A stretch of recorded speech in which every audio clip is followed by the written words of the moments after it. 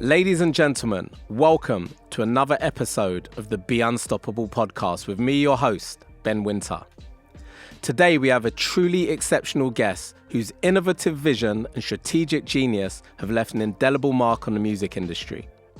Mark Henry of Tru Tribe, known for his remarkable work with UK rapper Knucks, has been instrumental in securing various nominations and awards that have catapulted their collaborative efforts to new heights. Under Mark's leadership, Knucks has received multiple nominations at the 2023 MOBO Awards, including wins for Best Hip Hop Act and Album of the Year for Alpha Place. This critically acclaimed album also earned a prestigious Mercury Prize nomination, highlighting its significance in artistic and cultural impact within the UK music scene.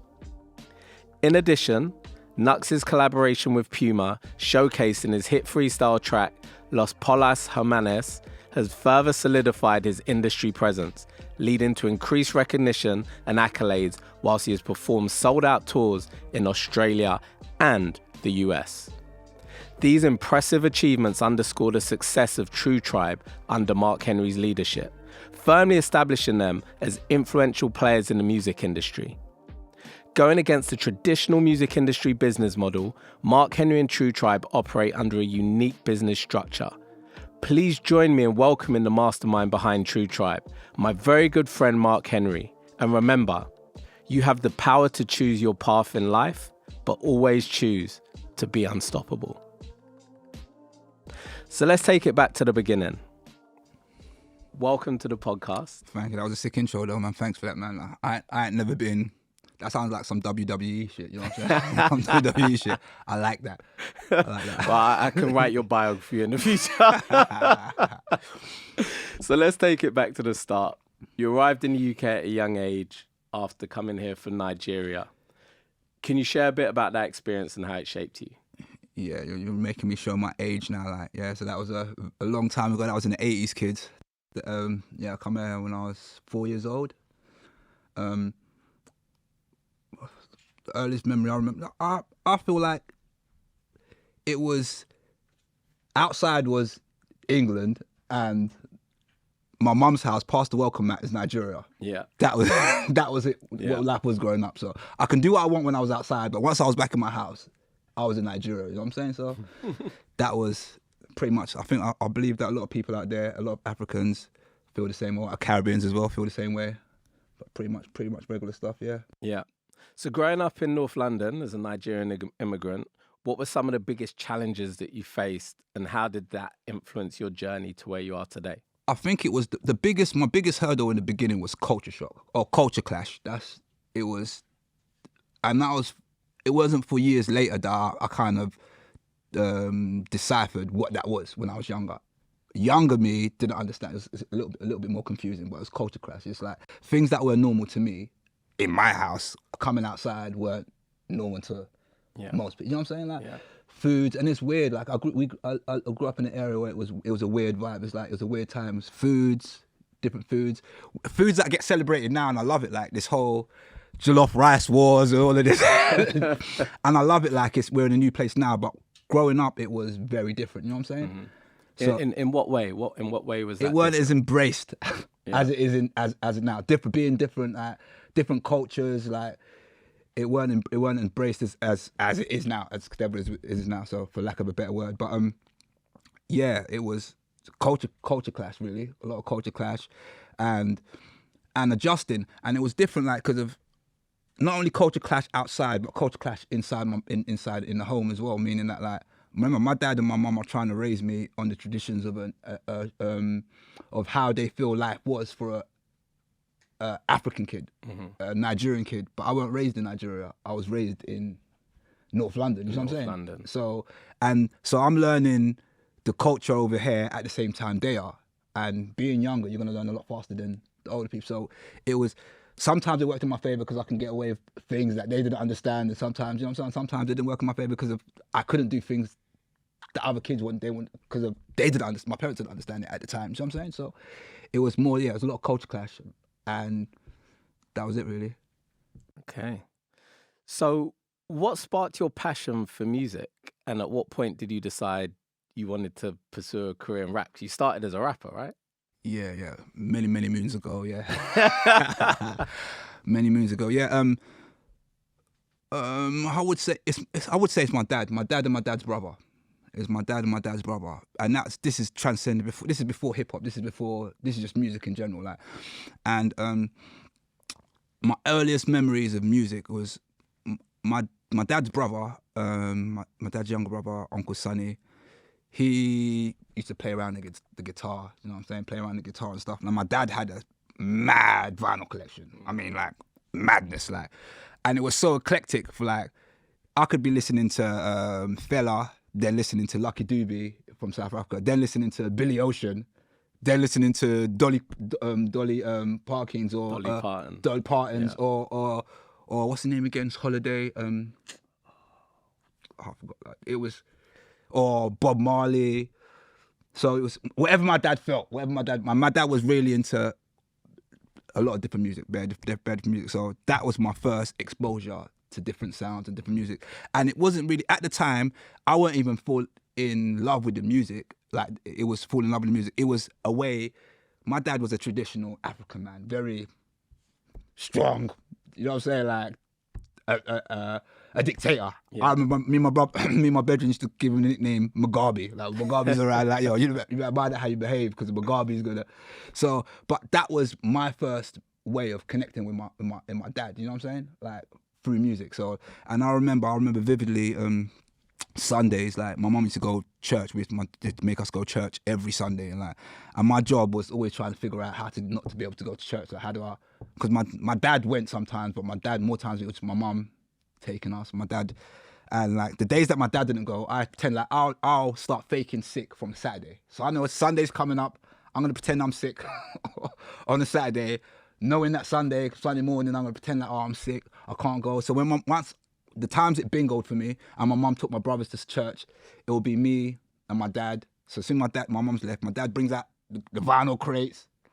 The vinyl crates come out, the special cigarette comes out, you know what I'm saying? My dad rolls his little special cigarette, goes into the balcony, flings on the vinyl, you know what I'm saying? I'm just there looking at the vinyl sleeves, reading. This is 10-year-old, 9-year-old me, lost in the vinyl sleeves, you know what I'm saying? And what were you looking at in the vinyl sleeves? Pictures, just the pictures. I don't even think I was reading like the names or the producers and stuff. Like, I'm just listening and looking at the pictures. You know what I'm saying? Pictures and artwork. So that's another thing that like I was fascinated by, like the artwork and the pictures and the clothes they're wearing and stuff like that.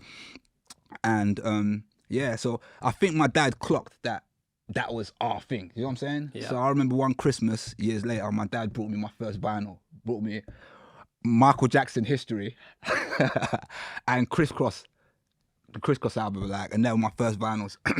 So every time I did get away, that my mum went to church with my brothers, and it was me and my dad and my dad's brother, or my dad's brother was around, like, my dad would let me, like, oh, yeah, play what song you want to play in your vinyl. I'll bring out my vinyl, get my little 3-minute quickly, you know what I'm saying? And that was the beginning of my love for music, you know what I'm Okay, saying? so music was the thing that bonded you and your father together, and brought a closeness within the household. Yeah. Wow. So you realized that this was a thing that brought you and your dad together, that you had a love for music, that you were really interested in the artwork. So how old were you when you realized that music was your calling? It was probably secondary school. Yeah, probably about secondary school. 13, 14. And them times there, it was like, but it was before it was hip hop, it was like, it was jungle music. Like, it was jungle MCing, like, and then jungle MCing was popping off and stuff like that. So it was really like jungle and early garage. And what really sparked off like the hip hop thing is like my friend from school, his cousin, he used to go back and forth to America, go to New York. He had family in America. Remember? And that was just a place I used to see on TV, or you know what I'm saying? Like, I got to see on TV and shit like that. And so this guy is going to this place, and then he's brought back this He's come back to places, he's bringing back the clothes. I'm more infatuated with the trainers at the time, like trainers and shit and clothes and Jordans and shit. Then he's come back and he's brought back this tape, like, and this tape had on this tape it had Nas. That was I think that was probably Queens was my entry point. Queens to hip hop music. So that's why I got a bias for Nas and Queensbridge hip hop, but that was my entry point into hip hop. And it was a Nas J Love tape, J Love mixtape.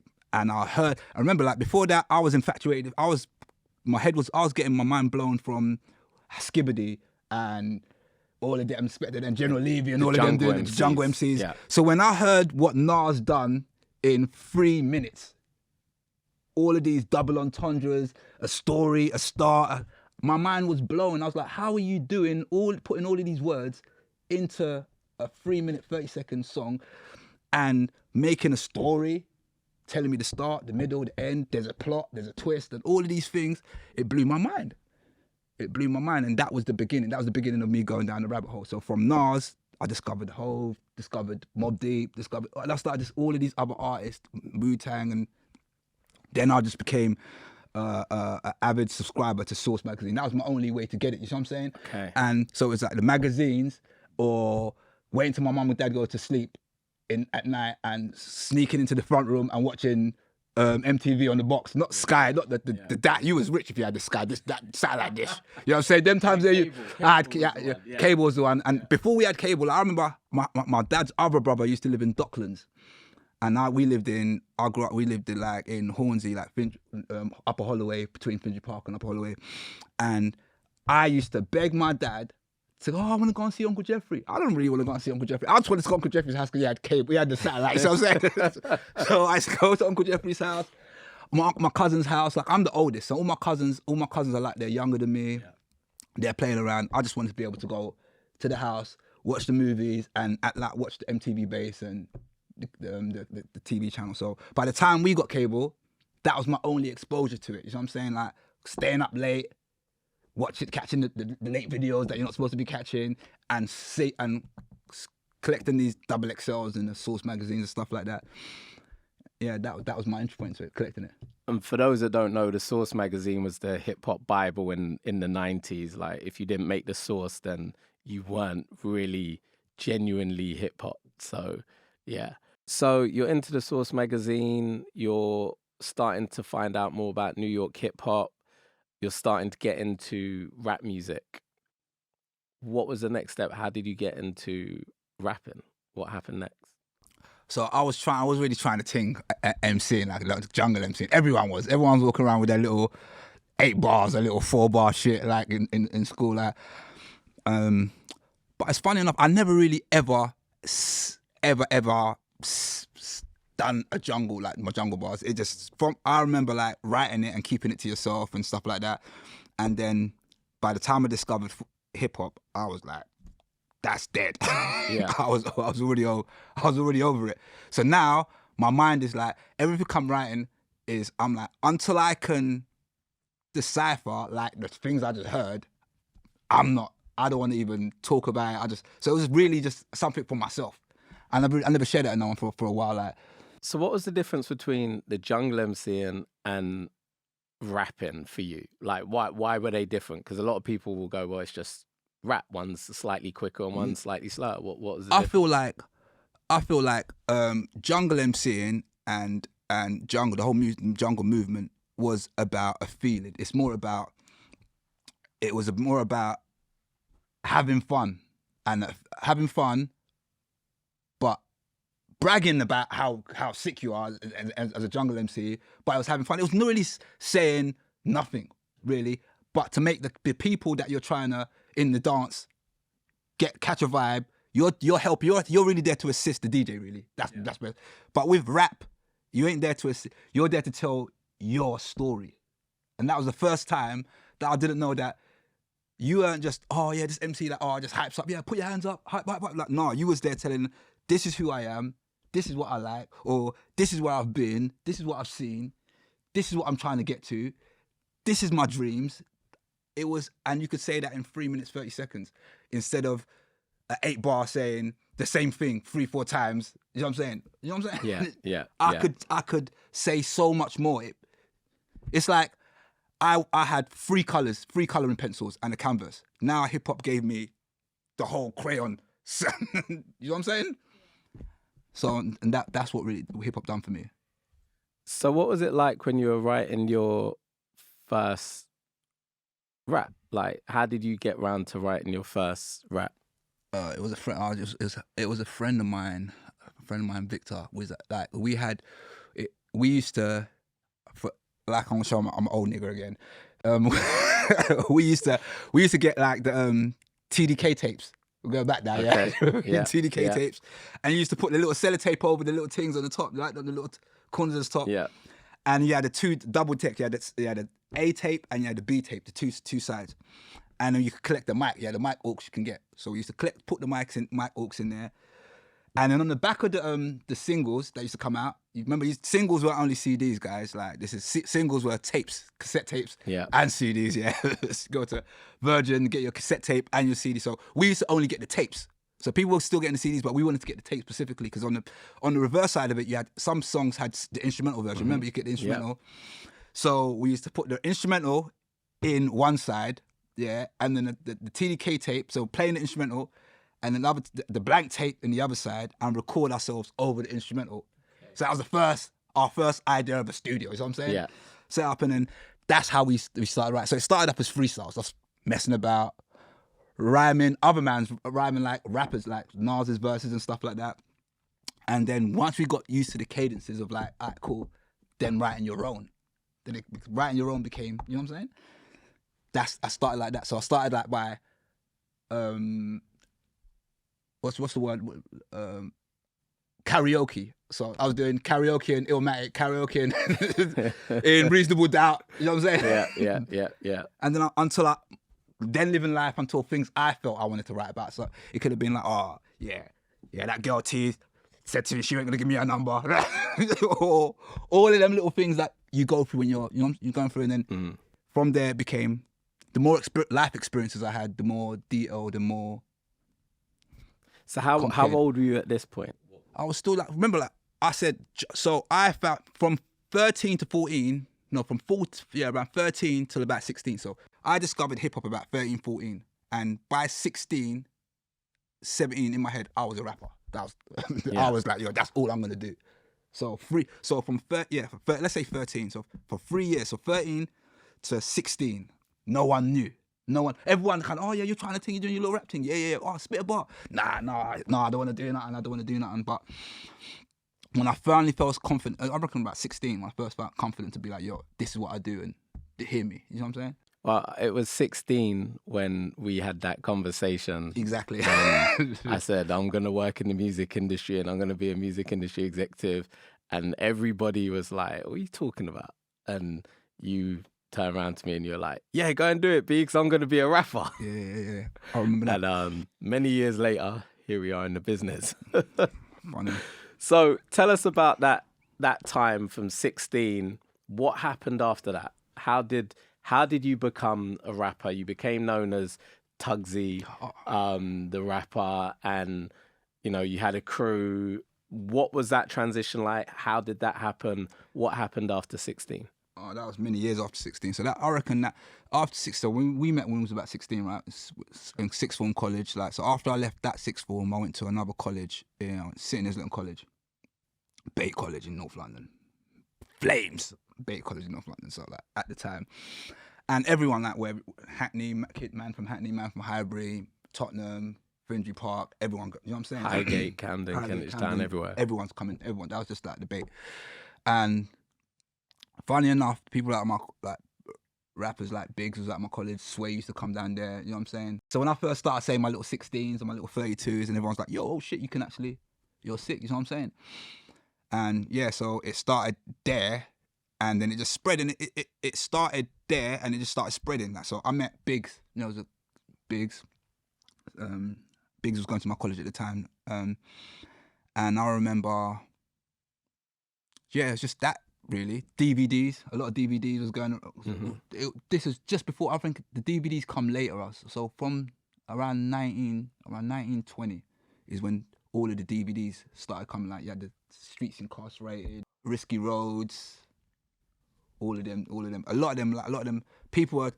Kids were just taking their camcorder, their VHS, going to different areas, different estates, names they might have heard of, because there weren't no internet. Yeah. So it's like, oh, you might have a cousin. Yeah, my cousin's from North London and he's one of the sickest rappers. Or my cousin's from South, he's a better rapper.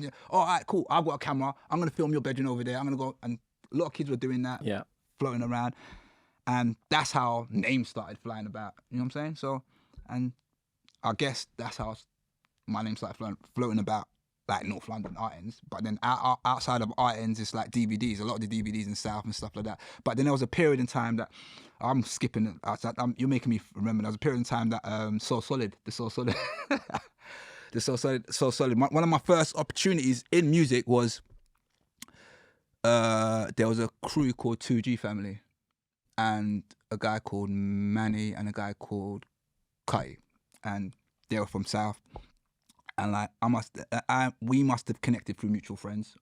One of my cousin's friends was their cousin, and like we connected. And there was like, I know Mega was at the time. Mega was doing So Solid was doing craziness, and Mega was trying to expand outside of So Solid, meaning like bringing other entities, other people from backgrounds like him on like. And I know he had put on North Star at the time, and so he was. Carti and Manny and from 2G Family, they were from the same state as Mega. So Mega gave them an opportunity and gave them a situation, and then they had put me on as a rapper. So I'm this 19-year-old me. Now I'm signed to 2G Famo and 2G, which is going to be distributed through So Solid, and that was my first entry point into like seeing how it works from that level. So I'm going to the studio. Seeing how the studio works, you know what I'm saying? And my whole thing was mouth closed, eyes open, ears open. And I think that served me my whole career. Yeah.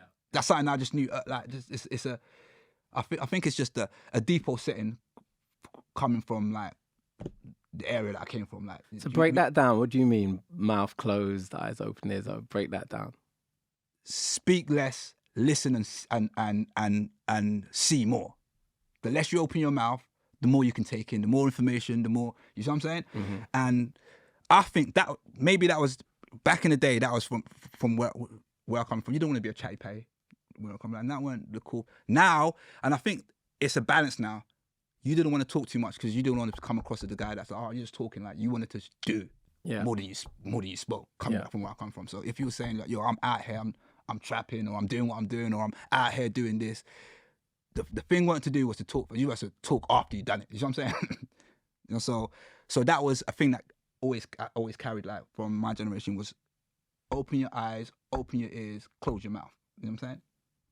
So what happened next? Like, you got into club promotions, you're rapping, you've got a crew, there's loads of stuff happening. Like, how did that all come about? What happened next? So the first crew was like after, it was my friends, like friends I grew up with, like people I grew up with around the state, friends from primary school, friends from the area, and we formed this collective called Incarcerated Entertainments. Well, ironic really, because years later I really become incarcerated. So like, you got you got to be careful what you speak into your life. You see what I'm saying? Yeah. So we had a crew, and it was me trying to live my dream, but share my dream with my friends, my friend circle, and that's and like it was fun, but it was what I had to learn in that process. It was my dream, so it was a period of time for my friends, and maybe they weren't as serious as bad as I was at the time.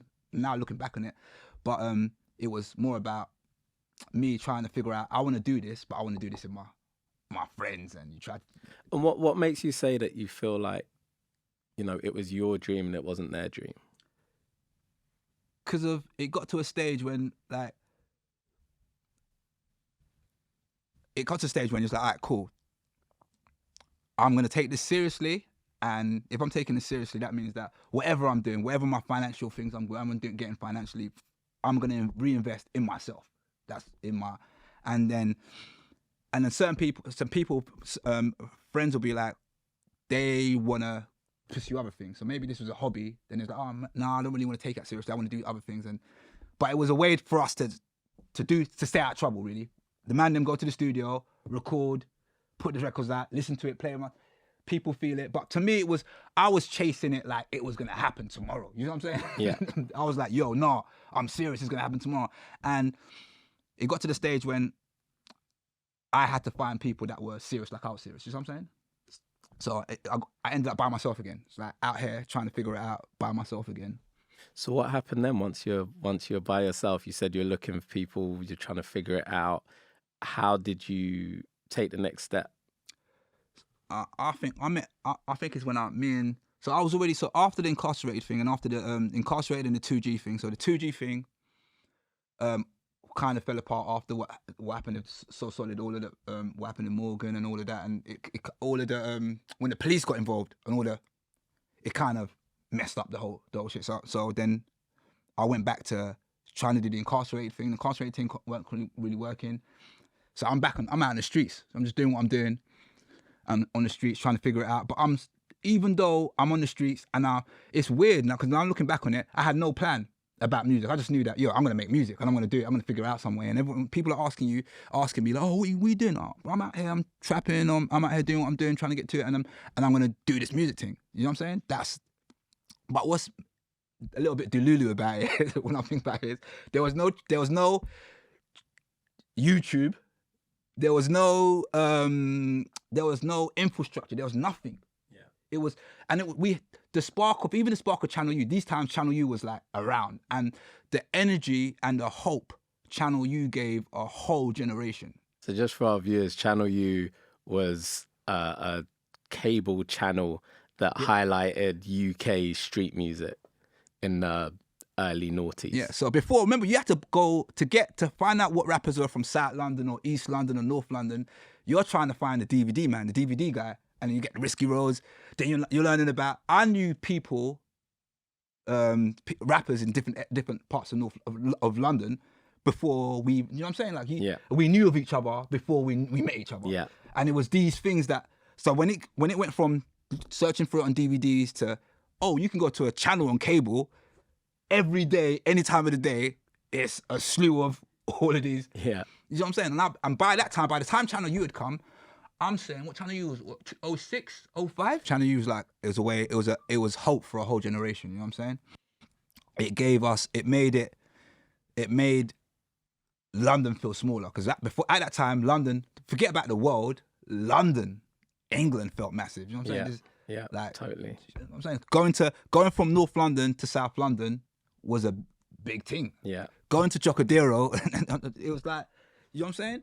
It was the other side, way over the side, when you've got everything you need in your area. So Channel U, was another thing that we needed. So, and you got to think, but from 16, Channel U come, 2006, I think, 2005? Is it 2006, I want to say? Correct me if I'm wrong, I think 2005, 2006. But you got to think, like, I said to you, I started rapping from when I was 16. That's 96. And then Channel U don't come till 10 years later. 2003, yeah. Channel U don't come till 2003, near like just under 10 years, isn't it? Yeah. Yeah. So, do you see what I'm saying? So that's another thing I learned in that space. I learned about myself.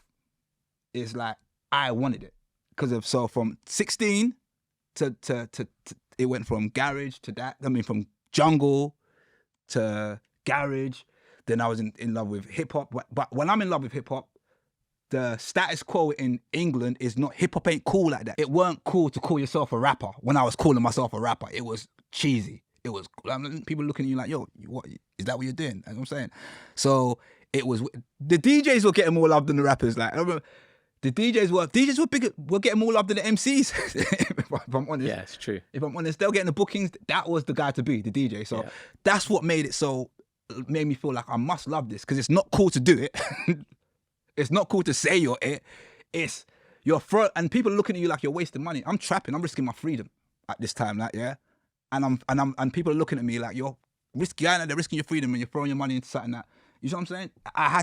And so, like I said, Channel U 2005, 2003. But by 2006, I meet Sincere, So I'm from one part of this Finsbury Park, like the Holloway side of Finsbury Park, and he's from the Manor House, the other side part of Finsbury Park. So, but I'm like, we met through Biggs. So Biggs has invited me to do a record for Sway. No, Biggs was doing a record with Sway, rep in London. I remember Jaru had that song New York. Yeah, We done they had a remix of it, and it had so Biggs invited me to come down, and then Sway invited Sin to come down, and that's how me and Sin met through Biggs and Sway. So me and Sin come down, met each other there, and then we was talking, and we just found out, oh, you live in that side of Finsbury Park, and we was just like, how come we had a lot of same mutuals, and was like, how comes we ain't met before each other? So, and he was like, oh, so from that studio session, we was going back, and I jumped in his car and we was going back, and we just talking, and he was like, oh, it started from talking to, he said, come down to this session, I got this session, I follow him down to this session, I'll come down to I'm doing this, and it just kept on projecting, and that was, I think, the first time I met someone that was on it like I was on it, and willing to put it all on the line. I mean, like, I was on it, whether it's outside, when it was outside, and trying to make a transition into this new space we're trying to build, like, and regardless of all of the criticism, you know what I'm saying, at the time, like, because it worked, you know what I'm saying, and he was on it. So I was lucky to, most people don't have one person, you got to keep on, you know how hard it is to keep on, make you believe that, yeah, I can do this. Yeah. To have someone else that is just as delusional as you and say, yo, we can do this, you know what I'm saying? So I reckon I needed it at that time. I reckon I met him when I needed to meet him, and he met me when we needed to bounce off of each other. You know what I'm saying? And yeah, that was the beginning of Stay Flea Get Lizzie. So talk to us about Stay Flea Get Lizzie. So, you know, this is a term that is in the urban vernacular now, that is seen as, you know, a slang term. The Lizzie is term for money. You know, explain to us that term. Explain to us what that term means.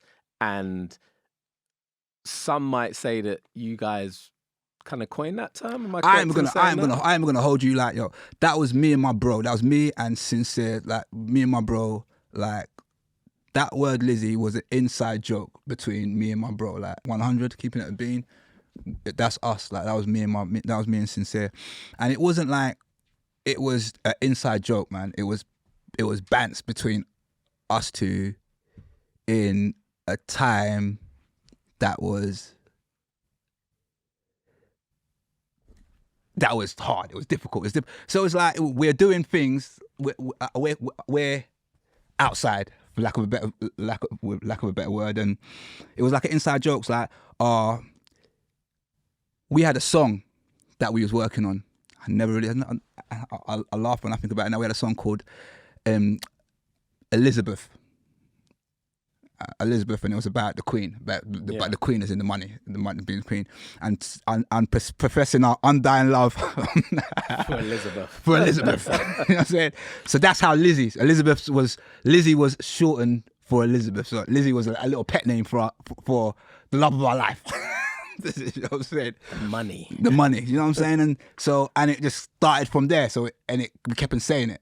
And then by the time we finished this whole project, like all these records that we was doing together, because it was like, there was a period of time that we saw each other day in, day out. It's like wake up in the morning, gym, come back from gym, like he'll phone me or I phone him, pattern, get what we're doing, hit the road, finish what we're doing on the road, straight to the studio in the evening, studio till 2, 3 o'clock in the morning.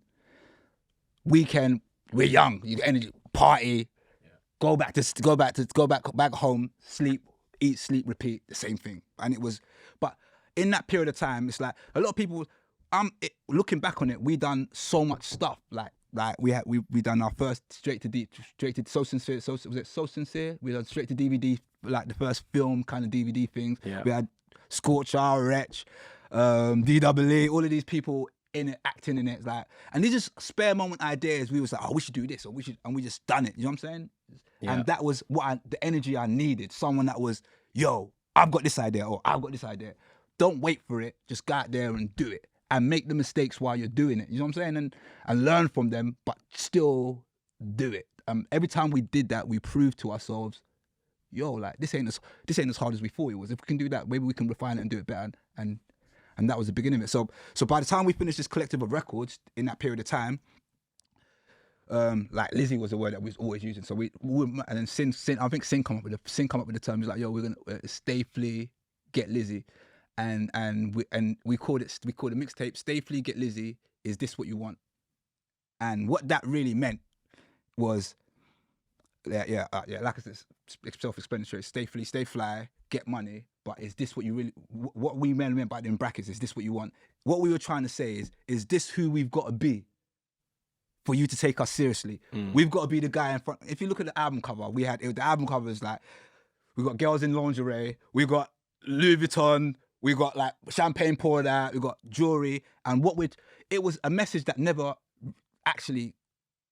people actually got. All people just concentrated on was the Stay Flea, Get Lizzie. Yeah. But if you look at the mixtape, it says Stay Flea, Get Lizzie. Is this what you want? And what we were trying to say is we've got to paint ourselves as these people.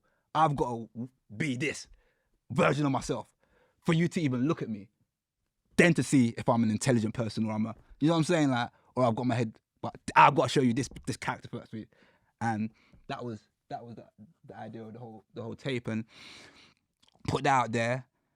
And that tape had records like Flygeria, Seat Back, and like Blood's Thick in the Water. A lot of records that I ain't heard in time, but when I do, I have memories of it, of not about the music, but what we overcome creating that music, what we were doing, and what we were overcoming to make that music. You know what I'm saying? Yeah. So that's why it's special to me. Like, but Lizzie is us. That was us. That's me and my bro. So you mentioned Flygeria. Can you tell us what that is? And, you know, as you entered your Flygerian phase. Flygerian phase, you know? What that looked like? Because I remember I was managing you at the time. So tell us a bit about Flygeria, the term, what that means, and that period. So I think that's 2008 now. That's around 2008, yeah. And we so the term, there was Biggs, this guy Biggs I was telling about, and Biggs had a brother called Zaza, Zaid, and his nickname Zaza. And we're all Nigerian, and in these times we're feeling ourselves. We're fly young men, getting to it. You know, feeling ourselves. And I remember like Zaza and me and Biggs used to like call ourselves Flygerians. So that was a word that was kind of floating about. But then I remember going to a dance in West End, and this is crazy though, because it was like this was the beginning of Afro beats in the UK. So this was like the underground version of it. This is when they used to have parties in West End, and like this is Olu Maintain, the beginning of the Banj. You know what I'm saying? Like all of these artists were at that. This is when Don Jazzy was the artist. Don Jazzy was an artist. Them times and I remember this is 2008. So this is new to me, and it's mad. It's why it's mad to me. You'll know why as well. Like is because I went out to this is how the Flygeria song come about. So the term Flygerian, we was already playing with that. Me, Biggs, and Zaza was already playing with that. Yeah. So how the song came about is I'm at this dance with my cousin, and this dance I went to. This is where I met my wife. My wife I'm married now. I've been married 7 years, but I met my wife. We've been together 14 years, but we're married 7 years. I met my wife there, and I remember coming into this dance and saying to we went there by accident. We were supposed to go somewhere else, couldn't get in. You know, the man on the road, middle of West. This is when West End was. The parking was good in West End. There was no congestion charge. You know what I'm saying? Like you go out there, you know, leave your car there. It was the good days. But it was very difficult to get into clubs. Yeah, it was very, very difficult to get into clubs. It was the good days. It was the good days in West End. Like so, we gone to this dance now, and we ended up in this dance, but it's playing African music that I used to hear in African parties as a kid that my mum used to take me to. But everyone in this dance is my age. They're young, like, and the gal in there is gal like rice. It's women. crazy. Yeah. It's crazy in there. So now I'm just confused because I didn't know this is like my house or my uncle's house or in the West End, and everyone's enjoying the music that. You know what I'm saying? The young people. And that's sad to say, looking back on it now, but I was confused, shocked, and happy at the same time, and that's what inspired me to write that experience. So I went to that dance, met my missus, and then when I met my missus, she was already into the scene. She was so Dirty December, everyone talking about Dirty December now. I'm going back to Nigeria. I'm talking 06, 07, 08 was the beginning of the first Dirty Decembers when people are going back to Nigeria and tearing down. So Dirty Decembers is when people fly out to like Nigeria, Ghana for parties and stuff like that. Celebrating Christmas and stuff out there. Yeah. So my missus at the time, I met my missus, and so when I started seeing her, she's putting me onto all of this music now. She's like, yo, have you heard of this and heard of that? And what about this? And you should come to this. And I'm like, yo, this is crazy. So that's what inspired me to write that record. That's how the record came about. So tell us a bit about that record, because obviously that record, at this time, I was managing you as an artist, I remember, and you had like Tiny Temper on it, you had Biggs, you had quite a few different artists on it. Yeah, G Fresh on that, SAS and Dot Star on that. That's right, and I remember the video went viral on YouTube, or for that time it had this is the beginning of YouTube. This is when Soulja Boy just bust YouTube. This is like just after Soulja Boy just come out and just tear. Soulja Boy inspired me and Sin to get into our YouTube. That's what made me and Sin go so hard on YouTube, on MP3s. We was doing this, talk about MP3s before people were still burning CDs. Me and Sin was on downloads because of this shoot from Soulja Boy. Yeah, so it started from that period there. Yeah, so like you said, what the Flygeria record going viral on YouTube, and record labels start to call my phone and they're eager to meet you, but something happened. What happened, Mark? Yeah, so so 2 weeks before the record came out, I remember 2 weeks before the record was about to come out, we had the trailer out. Remember we had the trailer out, and what made me feel like that record connected is I was honest. I remember there's a line that started, I was born in the motherland but raised in another land. I was young and confused. I wasn't grown enough to understand till I went home and I was shown on the beauties of my mother's land. So what I meant by that is that I come into this country when I was 4 years old, yeah? Yeah. And I never went back to Nigeria till I was 22. So for them years, and we was trying to sort out our papers. We had immigration issues and stuff like that. And an interesting story. The reason I got all my papers to stay in the rights and everything and all my passport and stuff is Jeremy Corbyn. It was my local. It was like Finsbury Park. Local MP. Yeah, and right. I remember he used to come to. I think about it. I remember he used to come to my mum's house, come to our house and help my dad and my mum sort out the forms, get them the legal papers and stuff like that. That's why he was on hands with his consistency in his area. Sorry. So yeah. So that lyric really was me trying to say I had been away from home for so long that by the time when I got back home, I was seeing. You know what I'm saying? So remember, I saw that in 22. I was 22 when I went back, but I writ Flygeria 4 years after that. Okay. 4 or 5 years after that experience. But what reminded me about that experience was the club. Going back, that it made me think about, I went back to Nigeria, and now all of these things that I love about my culture, for the first time, the world or other cultures or other people are you know what I'm saying? I could have never imagined what it is right now. It's crazy, and I'm happy. I'm happy. But I grew up when it was. I was a proud African when it was hard to be a proud African. I grew up in the 90s when it was, he's an African. But listen, I used to, primary school, I used to have fights every registration. Do you know why? Because they used to say my name, the teacher. This is how I know how ignorant the world was. The teacher, I remember this, and I remember he's from New Zealand. I can't remember his name, but I just remember the accent. He was from New Zealand. And he said my surname, and he tried to pronounce my surname, and he was like, oh, that's a mouthful.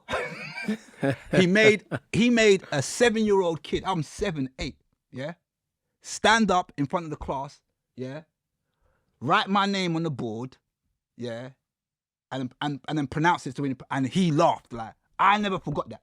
You know what I'm saying? Like, so that's what I mean. He's dealing with as African, and he's like, oh, you eat that funny food. These are teachers. This is not the kids. These are adults talking to children like that. You know what I'm saying? So for where it is right now, and now I'm right. So every time they used to say my name in registration, and someone laughed. Whoever laughed, yeah, all right, it's cool. It's me and you. So you'd fight. You'd fight. Them. I'll fight. Wow. Secondary school, my first week in secondary school, same thing. First, because I knew it was coming. So anyone that laughed, because once I got that out of the way, then you just left me alone. You know what I'm saying? Yeah. But it was like that growing up. Okay. So where it wasn't, so how it is now, I'm open. I love it. I love like how where it's come to. But the African pride. Yeah. So that song, me doing that song was, and that's probably the only song that my mum ever thinks. So we go back to what happened after. So when that's 2 weeks before that song's about to come out, my checkered past caught up with me, my past life caught up with me. Interesting enough, I got arrested 2 weeks, like a month before. They found some weed on me. Stupid shit, found some weed on me. Cool, not a major. And I remember like, yo, I just finished shooting the video. I think it was I got arrested a week before we were supposed to shoot the video. And I was thinking like, yo, I beg, like, don't make this idiot thing catch up and fuck up my... Because I remember we had a conversation and I remember saying to you, you need to slow down because things are about to happen. And you'd just been stopped and I said, slow down. Yep, I remember. And then, so that happened. I got out of that and then shot the video. And then 2 weeks before the video was about to get released, my door gets kicked off. I get arrested. My past life had caught up with me. And yeah, now I remember they're kicking off my door on the 2nd of September. It's my brethren's birthday. I remember because I just left my brethren's house. I went home, fell asleep on my couch. I woke up to the police kicking down my door, kicked on my door, and I didn't see road again till 2013. From that day, 2009, September the 2nd, till 2013, June the 12th. So let's talk a little bit about that. So the police came to your front door. They kicked off the front door. What's going through your head? What happens next? 5 minutes to flush. That's the only thing. Nah, I'm joking. I'm playing. Nah, it's mad because I was confused. It was firearm police. Okay. It's firearm police, and I was confused at the time. Like, so when they've come in, it's fire, like guns, dogs. I'm in my fucking boxes. I'm in my boxes asleep on the couch, and they come in. So they're more concerned about asking me about firearms and shit like that, and I'm like, I don't know what they're talking about. And then they start searching the house. They find one thing leads to another thing.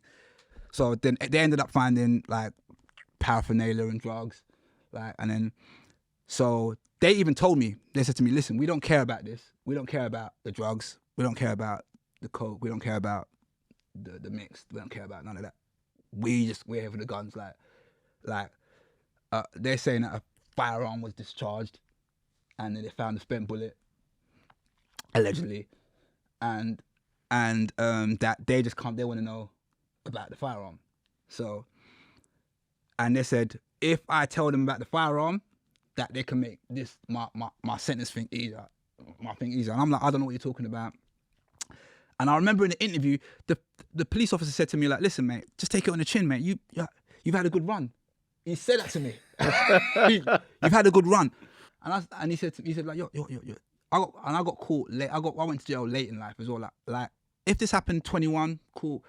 But late in life, but it happened for me. I reckon it happened to me. The worst thing to happen to me was the best thing to happen to me. So how old were you when it happened? 29. 29. So I'd been, remember, from 16 to 29, I've been working my life trying to crack this dream.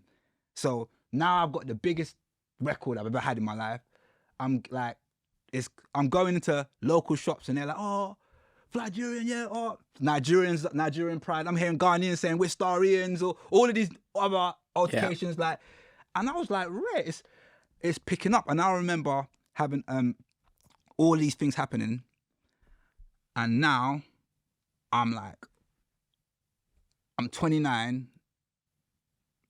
Just as I'm about to, remember we got booked to do the World Cup. Yes. We got booked to do the World Cup in 2010. Yes. And I was supposed to perform that record at the World Cup in 2010 South Africa, right? I'd managed to negotiate a situation for you to perform that, yes. Yeah, and so I get nicked, and now all of this thing that I've been leading up to, I'm devastated. So that's more what I'm concerned more about. It's not even the charges. I don't give a, like, you know what I'm saying? It's just I worked hard to get to where I was trying to get to, and in my head, and I own it. Like, I made a decision. I took calculated risk, and what I perceived to be a calculated risk, and I did it. I did what I did. From my perspective, in good faith, of trying to get myself out of where I was and move on to what I wanted to do. But I got caught. I can't blame no one but myself. You know what I'm saying? And jail was the first beginning of my journey of accountability. You know what I'm saying? And I was at the right age to be able to look at myself like that. Any younger, I would have said, oh, man, you know what I'm saying? I was at the right age to be able to feel like, yo, I never came on the street to be a street nigga. I never put myself on the road, or like, that was never how I saw myself. You see what I'm saying? Yeah. Anything I did was always just a means to an end. I was head over heels in love with my dream. Yeah. Nothing else mad. You see what I'm saying? So I didn't care. So that's why people in that world where I was trapping and stuff, were telling me, like, oh, you man are doing that, you're spending your money on this, or they looked at it like I was burning money. No, I was, and it's only years later I realized, like, yeah, it might not have worked, but everything I spent money on taught me. Everything that I took a chance on taught me. I walked away learning something. I never took a loss. Every L I took was a lesson for me to be prepared for what I'm doing right now. You see what I'm saying? So yeah, so when I got nicked, that was the biggest hurdle for me. Was like accepting that, yo, I just blew up the biggest opportunity I had at the time. You know what I'm saying? Yeah. And I needed to do that. That sounds mad to say. I needed to do that and realize that I did that and take accountability and figure out what I'm gonna do myself. You know what I'm saying? So I had a long time. I had 3 years now. I had 4 years. Best part of 4 years to try and figure that out. So you served 4 years. How long were you convicted for? And can you describe what prison life was really like for you? Because often we hear a lot of bravado that, you know, prison's easy, it's it's not a problem. What was it really like for you? Really, I got sentenced to 7.5 years, and ended up doing 3 years, 9 months, which I just rounded off to 4 years. 3 years, 9 months. And I remember, like I said, in the station, in my head, I'm like, yo, never been. I've been nicked a few, but NFA'd, nothing really. I've never been to court, like, and if it when I did get nicked in serious things and stuff like that, it always went to NFA, no further action, and so I thought, like, all right, cool, no previous, nothing serious, a couple minor things, but nothing on my actual permanent record. You know what I'm saying? First offense, 29. I'm trying to do music. I'm doing music. Like, I've got things I'm doing in music. And I'm like, all right, cool. Everyone at that time thought, like, yeah, like, and I'm like, all right, cool. Worst way, 4 years, do 2. Worst way, 5 years, 4 years, do 2.5. You know what I'm saying? That's how I'm thinking in my head. I get on the wing. Like, I'm in the prison, in the police station now, and the police, like, the same officer that said, take it on the chin, like, you know, he said to me, you have to be lucky every fucking time, mate. We just have to be lucky once. That's what he said to me. And it's the truth. As hard it is coming from it, if I want every kid to know that, that's the truth. You have to be lucky every time you go outside and do what you're doing. You have to be lucky. They just have to be lucky once, and it'll ruin your life. That's it. You know what I'm saying? He told me that, and he said to me in that same sentence, he's like, oh, mate, you're probably looking at a 7.5. And I looked at him like, yo, are you... I never said that. And I said, in my head, I'm like, you at 7.5? Like, it's my first time. Oh, you're just trying to scare me. Whatever, man. So I get on the wing now. I'm telling my case to all the other inmates and stuff like that. And they're like, oh yeah, looking at my papers. You know, everyone's a lawyer in jail. Everyone's a lawyer on the wing.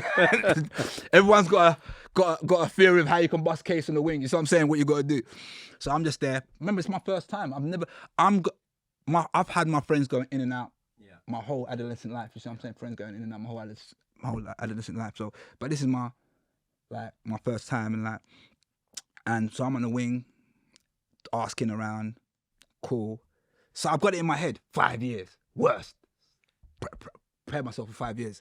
Get to my court date. Get into court. When the judge said, we're going to take all your mitigating things into consideration and stuff like that. And because of that, I think that I'm going to sentence you to 7.5 years. That's all I heard. I just heard 7.5. And I never heard nothing else after that. All I heard, after everything you were saying, all I heard was wah, wah, wah, wah, wah, wah, wah, wah. All I heard was the 7. I was like, what? 7.5? And I'm just looking at this guy in his face. Like, 7.5, blood. And then I go downstairs to the dock, and I'm feeling sorry for myself. This is real shit. I'm just going to be real. I'm feeling sorry for myself, pissed off. And then I'm 29 when it's happening. 2 kids, one 21 years old and one 23-year-old, come down from getting sentenced. Remember, when you get sentenced, you get taken out of the dock, you're sitting in the holding cells. Yeah. And then you've got other people coming down, getting the sentence, and coming and sitting down in the holding cells till the van comes to take you to wherever jail you're going to. So I'm sitting in there. These 2 kids, 21, 23, come down. And they're like, yo, fam, we're talking, everyone's talking, and I'm just sitting. I don't really want to talk. I'm antisocial. I don't want to talk to no one. I'm still processing. Like, and these kids are like, and then one of the guys and our guys asked them, like, yo, what did you just get, fam? And he's like, one of them got a 25 rec at 21. What does that mean? 25 rec? Recommended 25 years. Wow. 25, and the other one got 22 or 23. 21, 23. You know what I'm saying? It made me, I said, you better fix up, like. I fixed up quickly. That instant I said, bro, you better stop feeling sorry for yourself, bro. Them used to, and what made me even more puzzled was like, they weren't, but I clocked what it was later on. That night when I got to the prison, the first night center, I clocked what that was. But in that cell, everyone's pointing on the front. Everyone, but I didn't know. Remember, I'm 29. I'm in my head, I'm like, I'm not thinking about the things that kids, when you go in jail at 19 and you're I'm trying to be the toughest. I'm thinking about real things. I've got savings I've got saved. I was trying to buy a house. I'm thinking about other things. I'm not thinking about, I'm not thinking like that. You know what I'm saying? And it made me realize that the 21-year-old and 22-year-old, like, they're coming in there and they're laughing about it. They're saying it like it's casual. When man asked me, what did I get? I looked at a man I never said nothing. I sat in my corner. I'm just pissed. I don't even want to talk about it. I'm just pissed, holding my corner. These kids coming up, I got 23, saying it like he got sweets. You see what I'm saying? Like wearing it like a badge of honor. Yeah, like it's a badge of honor. Yeah. And I just couldn't get my head around it. But at that time, when I got to the first night center in Pentonville, and you're hearing grown men cry like babies, grown men crying, I want to go home. Let me out. I'm like, so now it's sinking into it. So what was that like for you? Because I remember coming to Pentonville to visit you, and I remember looking at your face, and you just looked shell-shocked. I was, the first night center, I ain't gonna hold you, like, I was like, this is, they put me in a 3-man bang up. That's what's that? Two bunk beds and one of them. That's 3 man in a cell. 3-man bang up. And then I'm on a wing, so the 3-man bang up, and then you've got cells with like the doors open, a man on suicide watch. So I'm walking into the wing, I asked the man, like, yo, why are the screws screws set outside? They go, them man are on suicide watch. So they've got someone watching them. Just in case on the first night center. This is the first night center. Wow. So watching them. And I'm like,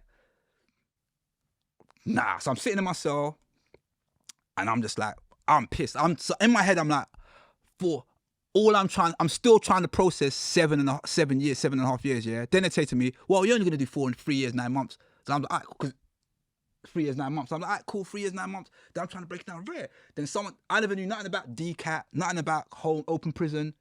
In my head, I'm trying to reserve myself to do 3 years, 9 months behind the door. You see what I'm saying? So for our listeners that don't know what DCAT is or open prison, what is that? That's like DCAT. When you get to a state DCAT category, you can go to open prison, meaning that you can get home visits, you can work out from prison and come back and stuff like that. So it's kind of how they reintegrate you into society. And it's based on behaviour and how you do your sentence and what courses you've done in your. You have recommended courses that tell you to do in your sentence and stuff like that. So, yeah, and so. I didn't know nothing about none of DCATs and shit like that. You know what I'm saying? Like, and my bedrooms that were going to jail, none of them. We were young. When they'll go in jail, what the fuck is a DCAT? They're banging out and coming home when they finish their sentence. You know what I'm saying? It's stupid, young, dumb shit. Yeah. You know what I'm saying? So by the time I got there, and I'm finding out about this DCAT thing. I'm like, oh shit. So then I'm asking him, how many years you got to do to it? He goes, oh, you got to do at least. You get DCAT on your last 2 years, your last 24 months. So I'm like, Ross, I got to do 18 months. Behind the door. So I'm like, cool, that's not that bad now. Now I'm trying to have you know what I'm saying? I'm not that bad. But then I'm still pissed. So I'm like, cool, I'm just going to lock off 2 years. And you know what the saddest thing? Music, from when I got nicked, I never thought about music for months. Like, it wasn't in my... So I'm just trying to figure out, like, yo, how am I going to get out? How am I going to get out of this situation? So when I did get sentenced and I'm trying to accept it, from the first night center to on the wing, and that sounds mad to say, I went onto the wing and I saw my bedroom. Yeah, my bedroom, my bona fide, my guy from my day one, one of my day ones, you know. And I was relieved, and that sounds mad to say, but I was happy, and that's mad to say that. But even him, he was happy to see me. Because there was someone that you knew. You're in this unknown experience. It's a little bit scary. And it sounds mad saying like, yo, you're happy to see your bedroom in jail. Yeah, but we're here, and I'm happy, and I'm happy I had someone that knows me. You see what I'm saying? Like, so, and then, but my bedroom, and he's showing me like, yo, bro, this was happening. Then my bedroom's put me onto other bedrooms that we know. So then I'm like, alright, cool. Then I'm getting the routine. Now I figured out the routine, and then once they said to me like, yo, I'm in Pentonville, and they're saying to me, a lot of people are telling me, stay here, it's your local. All your people that live here, you can get visits. I'm like, yo, but how can I get a DCAT from here? They're like, nah, I don't like, this is a BCAT prison. You have to go to a CCAT, then from a CCAT to a DCAT. And I was like, why? So why do you want to stay here? He goes, oh, because I can get my visits in, so people come see me. I was like, so you rather stay here, banged up, sitting here, smoking burn, and I was like, what do I got to do to get out of here? He goes, oh, you got to go on course, you got to do this course. And if you do this course, remember, you get into prison, you're on standard, innit? No, you're on basic. Basic is like how much money you get. Basic salary is £7.99 a week. £7.99 a week? A week. For a second, I thought you meant an hour. A week? A week. That's okay. Basic. That's how much. So but when you're on remand, yeah, you can top up your account with how much money you want, yeah? And you can spend the maximum. You can spend as much as you want. So what do you mean? What do you mean by you can top up your account? So you have an account in prison. You get a prison account, so you can have $5,000 in there and be spending like when you're on remand. Is that account something that like your family and your friends put money into? Yeah. And then the money gets every week a certain amount of money gets taken out of that account.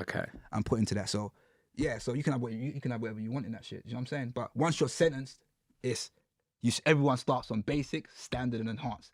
Basic is £7.99. So I went from like having money. So once I got sentenced, I'm like, oh, I bought my thing, and then they're telling me like, what, $7? I was like, when I got my first canteen thing, and I'm thinking it's gonna be another £35 spend. It said $7. I'm like, whoa, go on, big man.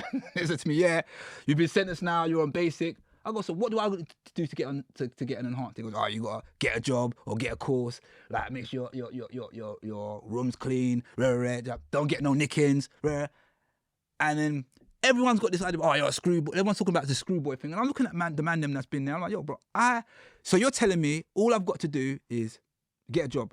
I knew I didn't want to clean the wing landing. If I had to, I'd do it, but I didn't know. So, and I remember, so I said to them like, they goes, but the course I wanted to do weren't at Pentonville.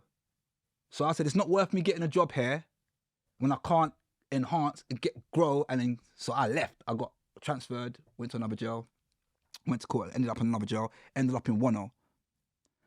When I got to 10, done some courses in 10, moved from 10, ended up in Scrubs. I've done 9 jails, 8-9 jails in 3 years. I remember because I came to each and every one of them. Then I ended up in Coldley. So I kept on moving jails to try and do these courses. You see what I'm saying? To try and get these courses done. Got my job.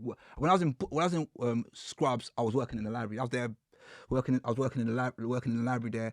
And I remember man used to be like, why are you getting a job? Why are you getting a job? Like, I was like, brother, number one, I can't survive on £7.99 a week. That's bullshit. So if I got to do that, got to myself to enhance. Enhance, you get like £25, £30, depending on what jail you are.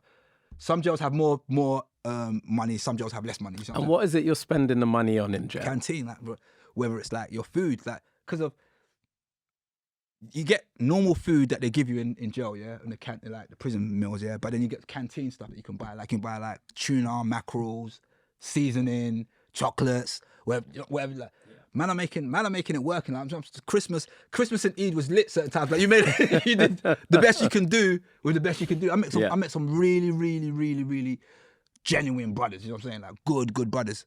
You know what I'm saying? Like, and I learned that like people make mistakes, but people are capable of changing. People are capable of doing amazing things, regardless of they could going through the maddest situations. Yeah. You know what I'm saying? Like so like yeah. So when you're spending your money in your canteen, but a lot of people spend their money on burn tobacco. Tobacco's like, you know what I'm saying? Buy their tobacco and that's what's mad. So imagine you got $7.99, yeah, and then your tobacco pack is £5. So how much? Wow. And man are doing that. Being on basic and spending and getting no canteen, might get a 50p, 450p chocolates for £2, and then spend £5 on a burn. You know what I'm saying? But then burn is currency. So you might just have like tobacco's currency. People are charging you like, oh yeah, if you want a haircut, you got to give me a pack of burn, 2 packs of burn for a haircut, or a £10 haircut. That's a £10 haircut, 2 packs of burn, £5, £5. You know what I'm saying? So that's what people were doing. That's what people are doing. So after I got all my courses done, the moment I can get to a decal, I was gone, bro. You know what I'm saying? Like, and I remember people to be like, oh, why are you working in the way? I was like, bro, do you want to be around man for the whole of your sentence, bro? I'm trying to get home the fastest I can. And even if I'm halfway home, I can start halfway building my life. You see what I'm saying? Yeah. And that was my plan. So speaking of that, your now wife, you mentioned was your girlfriend before you went into jail. How did you manage to maintain that relationship whilst you were serving 4 years in jail? And obviously you came out and you had started to rebuild your life and you came out to a newborn baby. Yeah. How did that Decat. No, do you know what? Like, this sounds mad to say, yeah. I think us as men, it takes really, really, especially from my background, or even from your background in a way, like from our background, how we grew up, it takes really, really special circumstances for a man to trust a woman in a way that, you know what I'm saying? Really, really. And I'm like, men we're insecure. We don't admit a lot, but we're just as insecure as women. You know what I'm saying? To completely. And I remember like, I met her 08. Yeah, end of 08, mid 08. And so I didn't know her long. I got nicked by September 09. Just under, you know what I'm saying?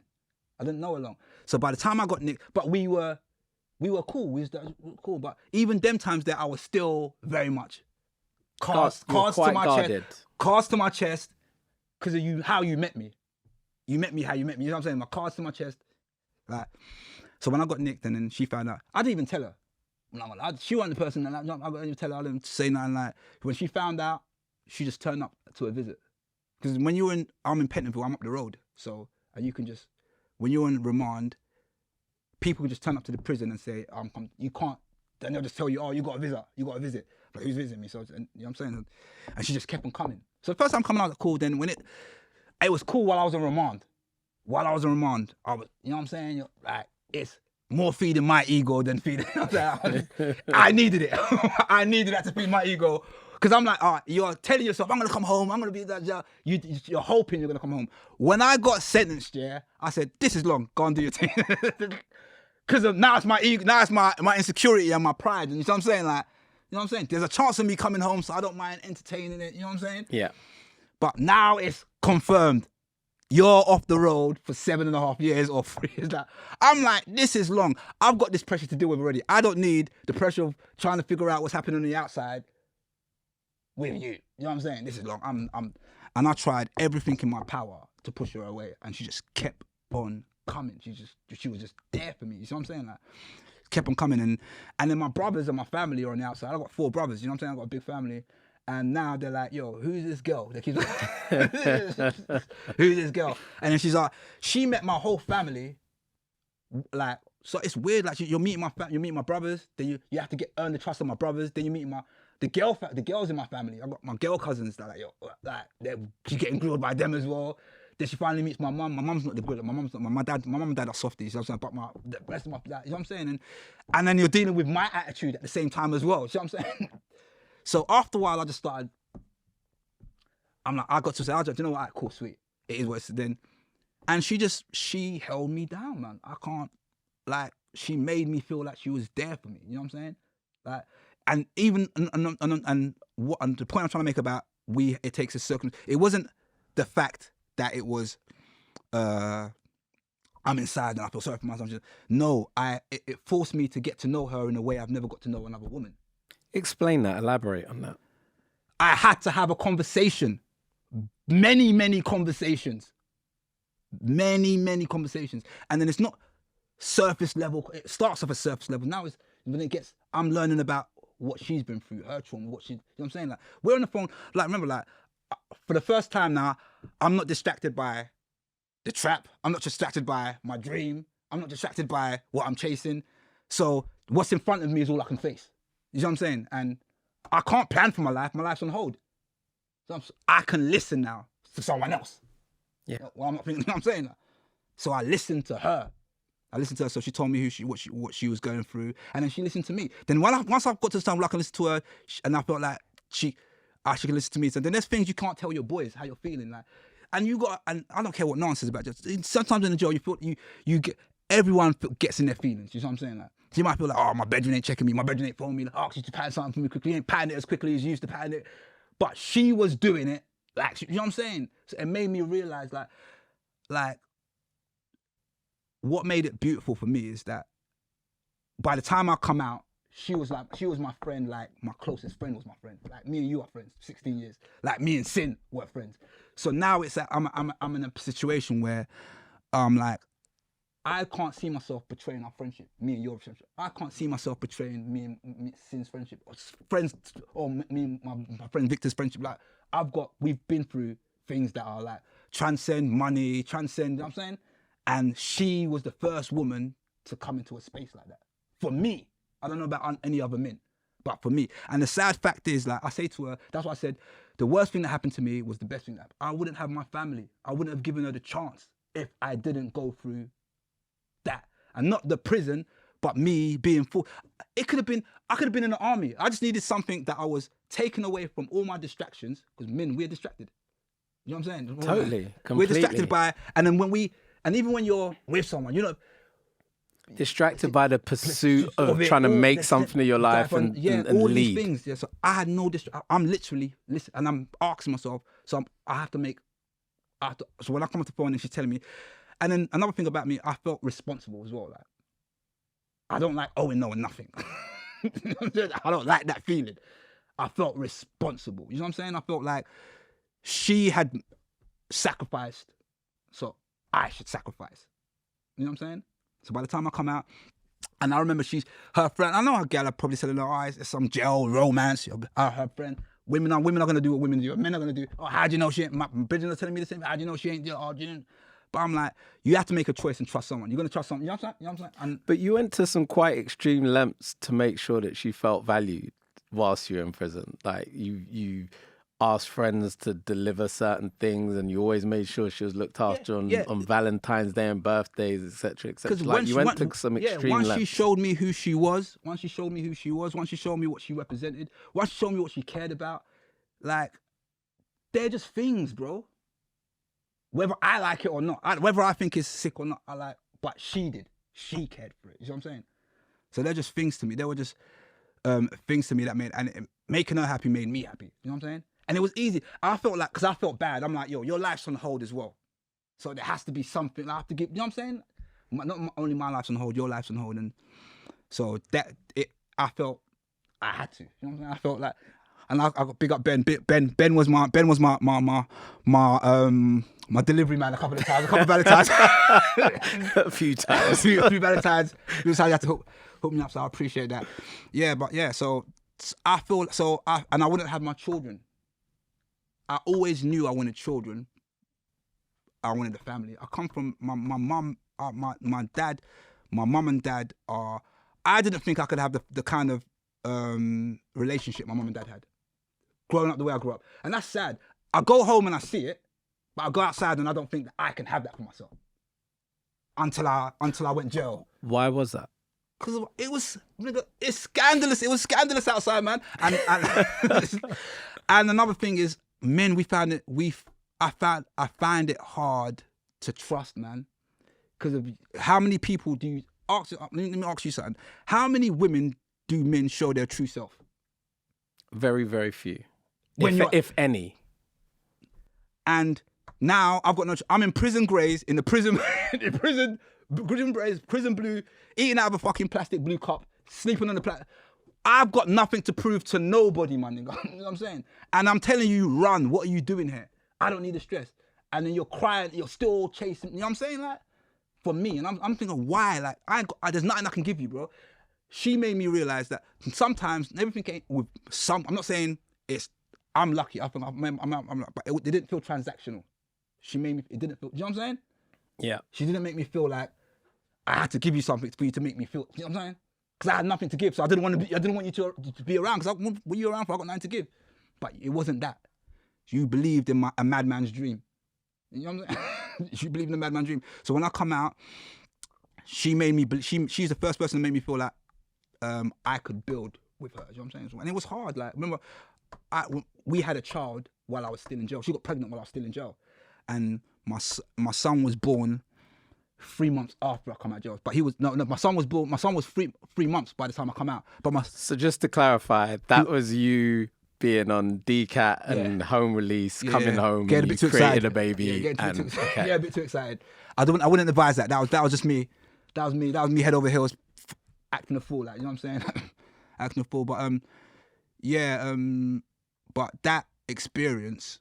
So you come home, your child's 3 months. Yeah, my child. But I never. No, I had my child. I got a rottle to go and see my son get born. You had a what? Sorry. A rottle.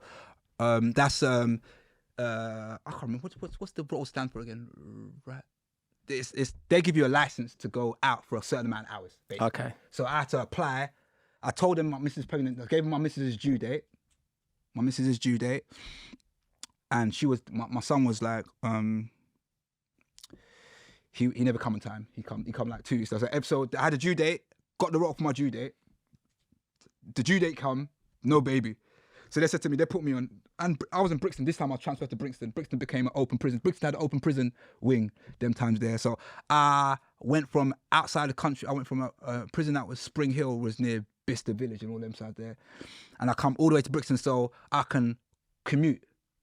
Because I got a job. By the time I got to Brixton, I got a job so I can come out every day, Monday to Friday. Yeah. Then Saturdays come out for town visit, and then once a month get a 5-day home leave. You know what I'm saying? So I patterned to that. That's what I patterned to. So I was, for the last 18 months, I was pretty much out every day, but just sleeping inside the prison. You know what I'm saying?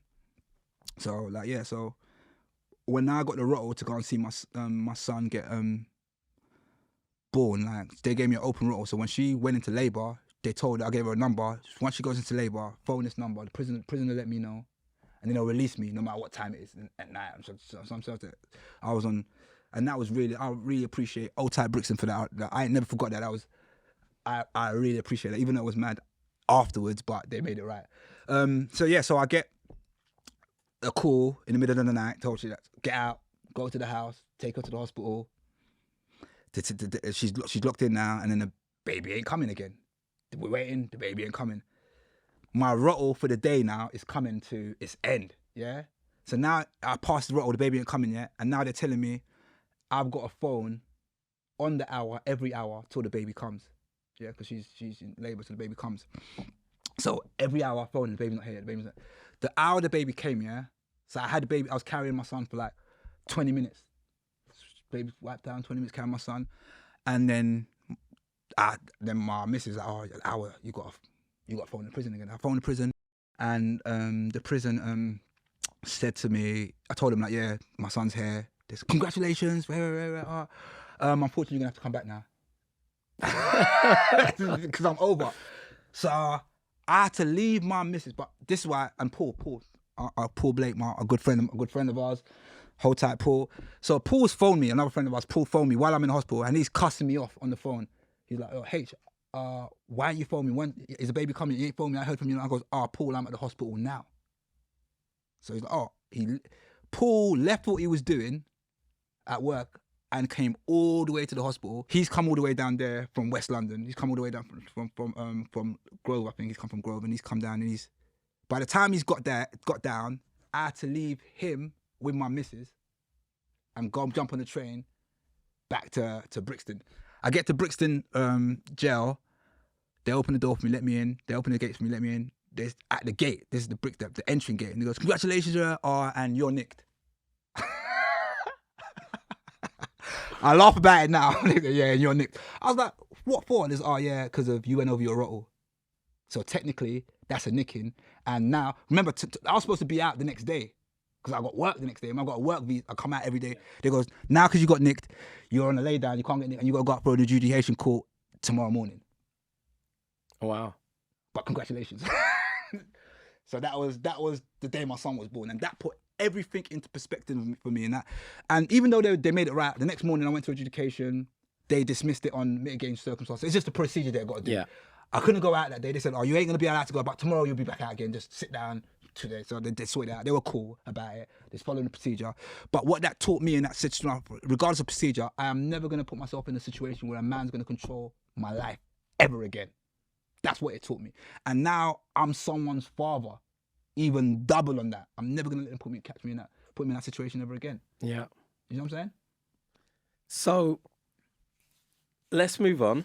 You've come out of jail. Yeah. You've had that experience. You've now got a son. Yep. Where does Knucks come into the picture? Oh, so me and Knucks come a month after I come out of jail. I'm adjusting to be a father. I'm adjusting to be a father. And then my cousin, me and Knucks are related, Knucks is my cousin, comes to me. Remember I was telling you about the story about my uncle and my dad, about how I fell in love with music? The guy that used to play the guitar was Knucks' dad. That's Knucks' dad. So my dad so music is in the family. Yeah, so Knucks' dad.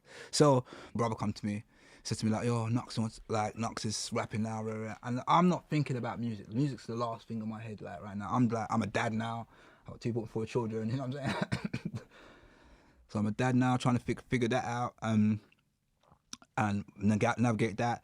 And at the time, so I've connected back, and me and Sin are connected. Me and Sin are talking now. Sin's turned the brand that we started, like the thing that we started, into like it's a clothing brand now. So it's gone from Lizzie, the word that we had as and it's like, and he's like, "Yo, you got a seat at the table, like yo, like this."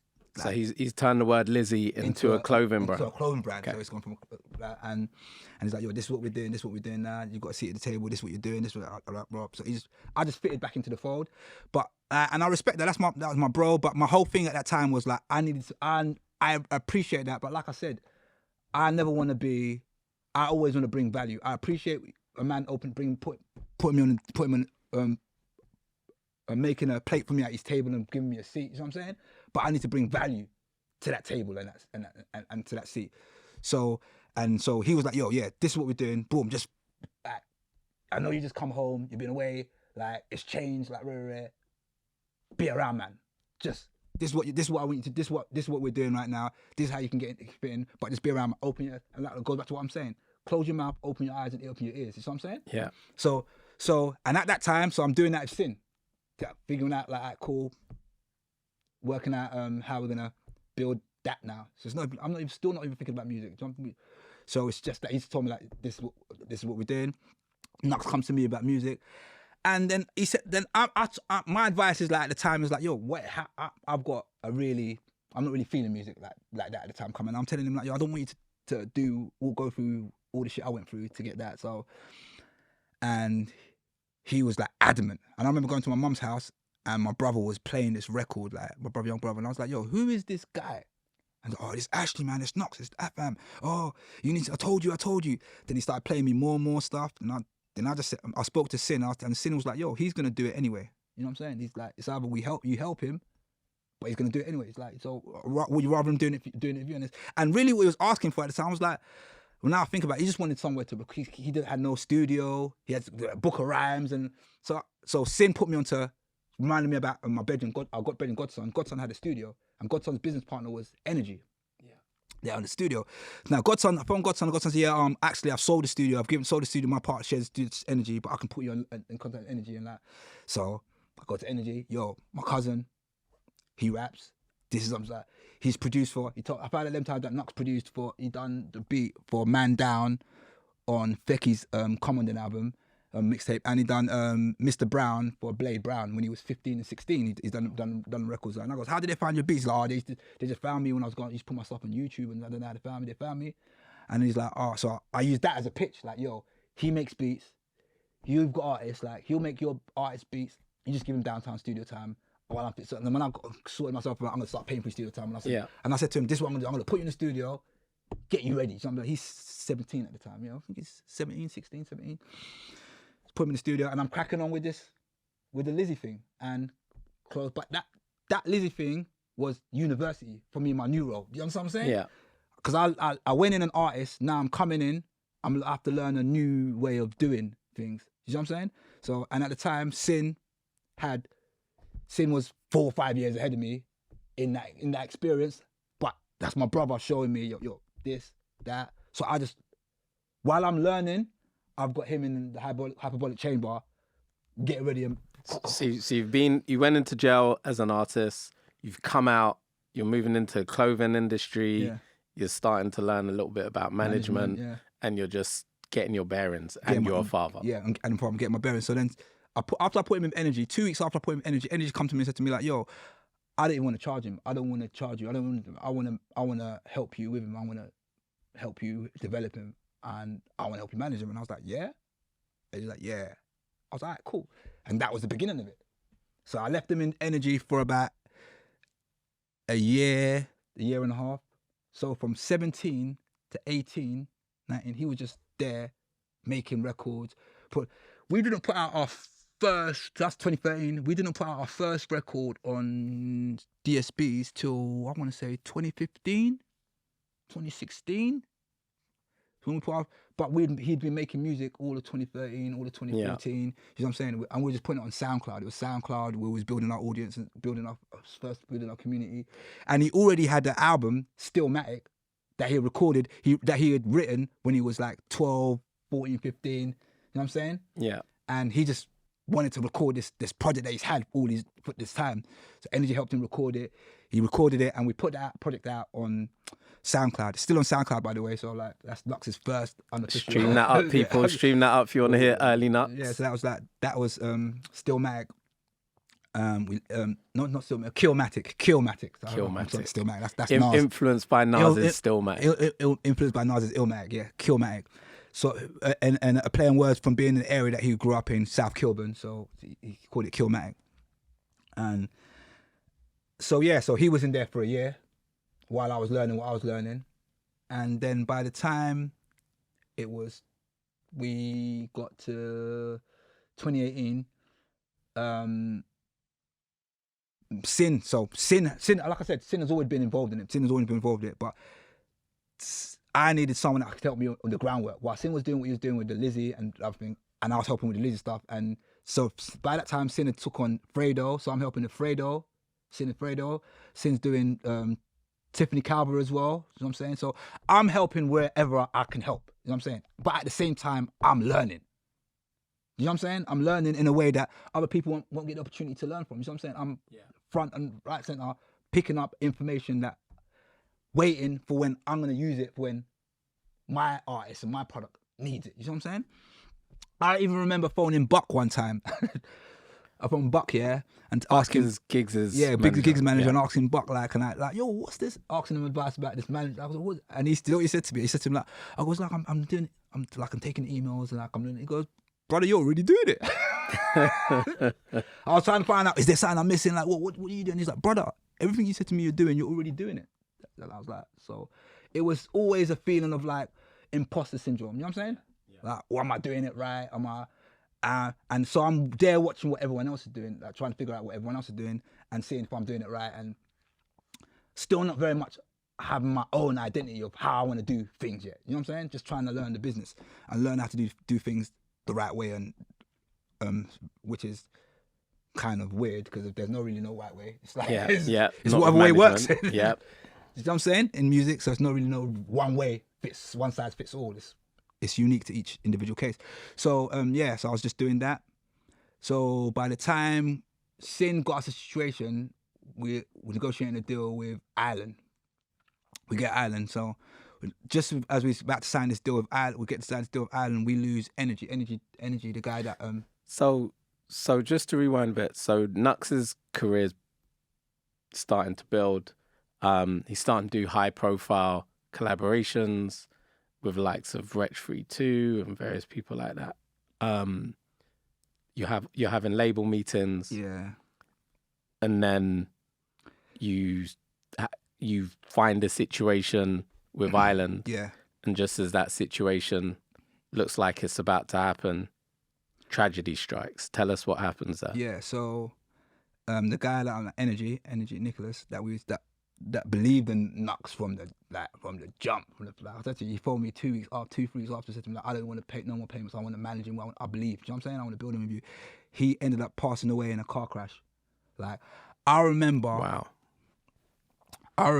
like, it was weird, like, I think it was a Wednesday, I remember, like, the night I had a conversation with Sin, and we had arranged a meeting, I think in a week's time, where we got negotiating what we wanted. We're gonna sign. We're gonna talk about how what the deal looks like, what records we're gonna do. And I'm told Energy, like, yo, I've got us here now. We're here. We got to where we need to get it to. And I've said to him, like, yo, yeah, we're gonna talk in the morning. Put the phone off down. Then I remember looking on Snap them time. Remember the Snaps? That Snapchat. Snapchat. Yeah, I think Snapchat. Was it Snap? No, not Snapchat. It was Instagram. It was Instagram. I think he posted a story. I could have been Snap or Instagram. He posted a story saying, I can't sleep. Gonna go for a drive. This is like 1 in the morning, 12. I remember vividly seeing this message and then thinking nothing of it. Then the next morning, I'm getting phone calls from Wizzy, like Press, all of the people, like Prince, all of the people that were working with him, like, yo, yo, have you heard, like, oh, Energy was in an accident, and and he was in a car crash with I think there was 4 other people, and they're saying that everyone in the car died except one person, and we don't know who the one person is. We don't know if Energy. So all of that process, I'm getting that phone call. So we end up going to his missus' house, his partner's house. And we're waiting to hear this news, like if it's him, if he survived. Like when we finally got the news, like it's the maddest feeling. I can't, you know what I'm saying? And I've dealt with death a lot growing up, like but this was just mad. All I kept on thinking, I just spoke to you yesterday, like, and it felt different for the first time. And it sounds mad because of adolescent things, when going through like things that happen to adolescents and losing people in the news. It was just like devastating. But what I really, who I was really worried for I was worried for Knucks, you know what I'm saying? Because that's the person I left him with for the closest, while I was learning and getting myself ready for where I'm going to be valuable for him, and he's getting him doing what he's doing in the studio. He's around Energy a lot every day, you know what I'm saying? That was someone that was really, really became like, and I was more worried about how he was going to handle grief, like losing someone close. Yeah. You know what I'm saying? And I was like, is that going to affect him? Is that going to affect how he wants to move forward? You know what I'm saying? You never know how grief affects people. But like, so we ended up like, that forced us to like bug it out, you know what I'm saying? Just like, all right, cool, we're gonna do this. If it's bigger than us now, it's more than just like, cool. And it was always big for me because I'm like, it didn't sink in till N passed away. I'm like, yo, this is like my little brother, my 2 younger brothers and my cousin, you know what I'm saying? And then it made it very daunting that it's about family when when N passed away, that like this thing was like family became a very, very prevalent thing in my thought process. You know what I'm saying? And yeah, so we decided to call the album Energy 105 off the back of that. That's why we called it. So you sign in 2018, Energy passes, you create this body of work you put out to commemorate his memory, and not long after you put that out, Island say, we want to release you and let's negotiate what that's going to look like. Yes, yeah. And at the time, I felt like, well, like what? Like, it was a shock, but more now I understand it. I respect it, and do you know what? I'll give like Twin, like he made it like so clean for me to do, for us to like it didn't. Do you know what I'm saying? I know people that's been in situations like that and it's been messy to get out. He was so that's the man. You know what I'm saying? So you've mentioned that, you know, at this point, Energy's passed. You've realised, you know, your two brothers are involved in Knucks' management situation and the whole team around it. He's created this entity called No Days Off. Yeah. What happened with No Days Off at that point, and what was your next kind of move once you stepped out of Island? What happened next? So basically, when we stepped out of Island, like we had on that Energy 105 I mentioned, we had a song called Home. Yeah. I knew instantly that this song was special. I didn't know what it was gonna do, but I knew it was like it was special, because I knew like that song was a song about knife crime, but told in a Martin Scorsese way, not in a Hype Williams. I killed 10 man, and I got the gal at the end and drive off into the sunset. You know what I'm saying? I was shitting myself. I saw a man get stabbed. I ran to the car. I vomited. It was very, you know what I'm saying? Like, and it started over, he was talking to the gal. You know what I'm saying? It was very, very, it was no ego. It was very, very vulnerable. It was very, very honest. And that's, if I'm honest, that's how a lot of the confrontations that lead up and spiral into other, to worse things start from. You know what I'm saying? It started from something as trivial as that. It could have started with a girl. You know what I'm saying? Yeah. And I think he told that experience in a very, very honest way that no one had seen before. Like, and so we had that record out, and so I knew. So when we put the record out in July, just the audio version of it, like people, his fans, his community loved that record straight away, and I knew that. But then we come out the deal, like I said, in August, September. But I negotiated that they still gave us a budget for the final video, which would have been home video. Okay. So, got the budget for that, and we shot that video in November 2019. But before we shot that video, I felt lost. When we got left Ireland, I kind of felt like lost, like N just passed away, and I just felt like it was on me now. Everything was on me. Like, so Sin's there, but Sin's doing what he's. I can't tap into Sin until I get what I need to get Knucks at a certain level to tap into the resources that I know what me and Sin. We had a plan for when we get to that bit. Yeah. But my plan was, how do I get him in that bit? You know what I'm saying? So so I was just like kind of in between, like when he passed away, and then my good friend just interviewed me and brought an opportunity to me, and we ended up going to Atlanta. Atlanta, yes. With PRS. PRS Foundation. PRS Foundation. I was taking a delegation of UK artists out to Atlanta to a conference. AC3 conference. Festival. And or A3C conference. And we got Knucks on the bill and he performed. Yeah, we spent that, but it's not only the performance, not only going out there. It was like, so I went there. Remember, we just dropped out. I went there with Knucks and my two brothers that run No Days Off. So it's Knucks, my two brothers, and me. And we was there for a week, right? Yeah, we were there for about 10 days. 10 days a week. And I got family in Atlanta. My dad's other brother lives in Atlanta, so I linked up I had family over there. And we just met other creatives, and I saw for the first time that it's not the way that there's not one size fits all. It's about understanding your product, understanding your artist, and doing the things that work that grow your artist in a way that helps your artist. You know what I'm saying? And not trying to. It's like I'm a frog guy, and I'm trying to advertise frogs where they sell fish. You know what I'm saying? I need to go where there's other frog guys, people that are interested in frogs, and I realized that I was trying to force. I was like, yo, no, and I said, you know what? When we get back to England, respectfully, in my head, I had to say, fuck everyone. That was my thought process. When we get back to England, it's fuck everyone. We're starting again. I'm not gonna go to no platform for videos. I'm not gonna go to. I need to know who really fucks with us. I need to know the ugly truth, not the beautiful lie. Not the oh yeah, I put my video on this platform and now I got 20,000. No, that's cheating. That they went to that platform and you're just the channel that they just hopped on. Are you coming to find me? I need to figure out how many people are coming to find us. Set up the YouTube channel, and we decided from then, when we got back from Atlanta, that's when we shot the home video, and I said, this is gonna be the first video that I ain't gonna give it to no them other platforms. We're gonna release it on our own channel and grow it on our, you know what I'm saying? On our own thing. And when I got back as well, like I knew that I needed another perspective, like. So I met a young lady called Sandy Abua, and at the time when I met Sandy, she was managing an artist called Amalu. Yeah.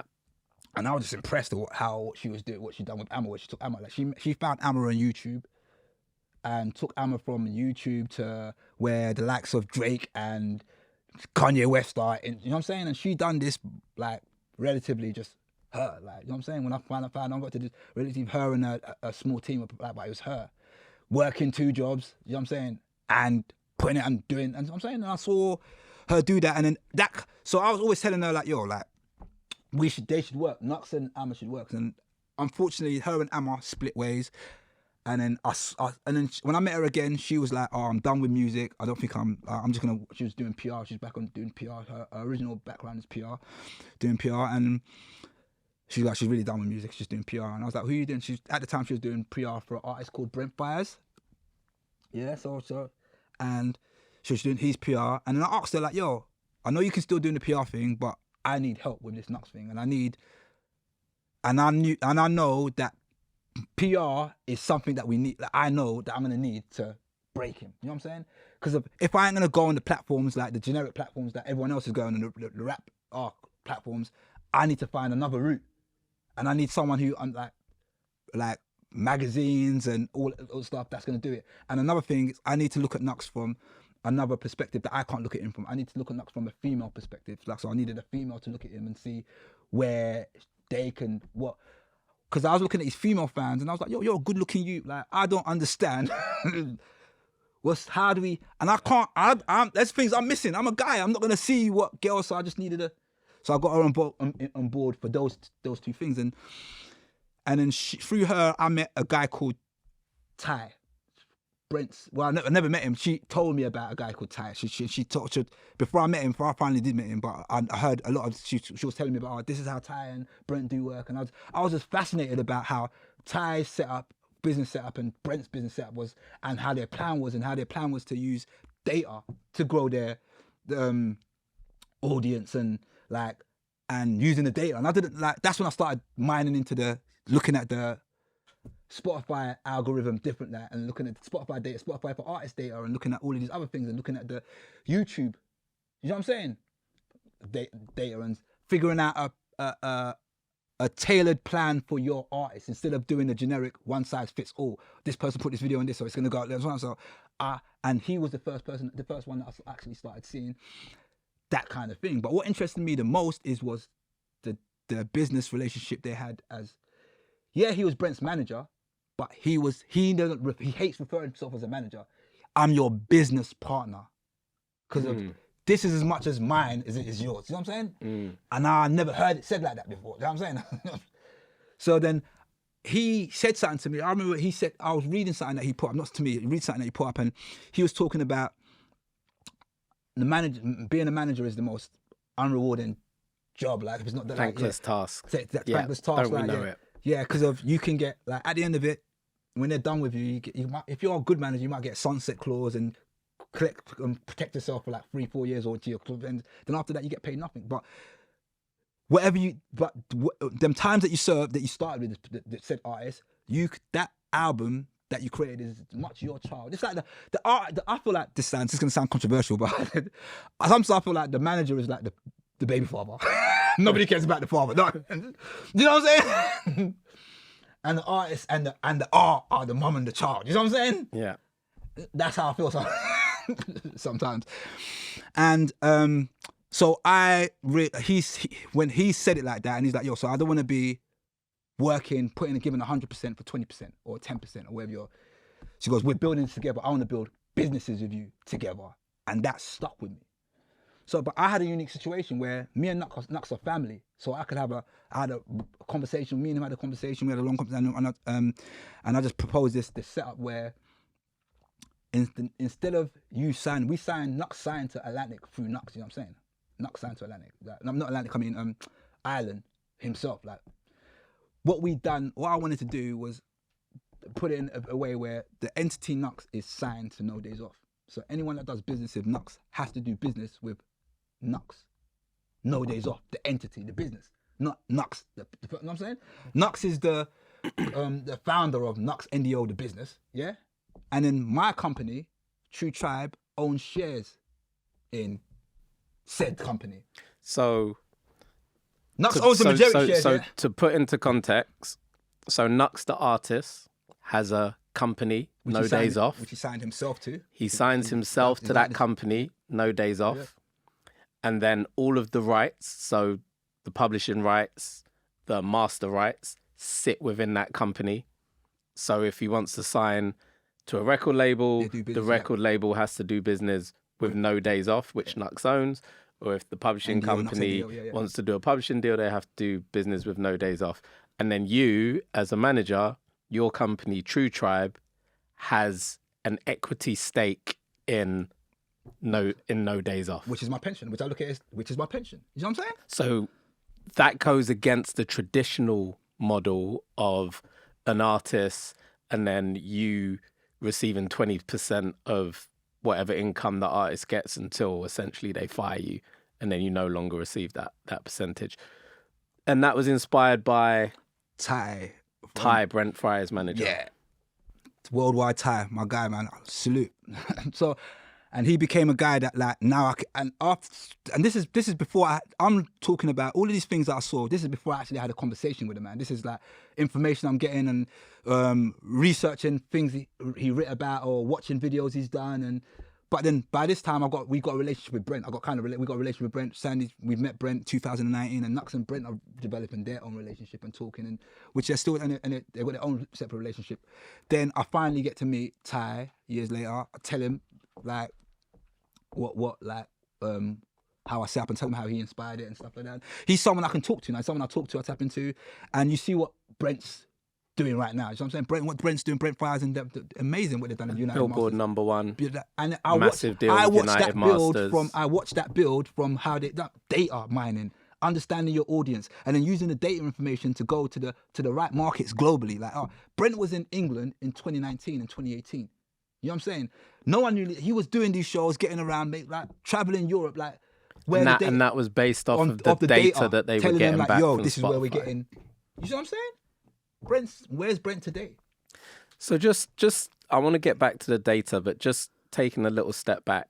So after you left Ireland, you've now decided to set up this business structure. You've utilised the last bit of money from Island Records to do the video for Home. You're about to embark on creating the London Class EP. Yeah. How did you finance that? How did you make that happen?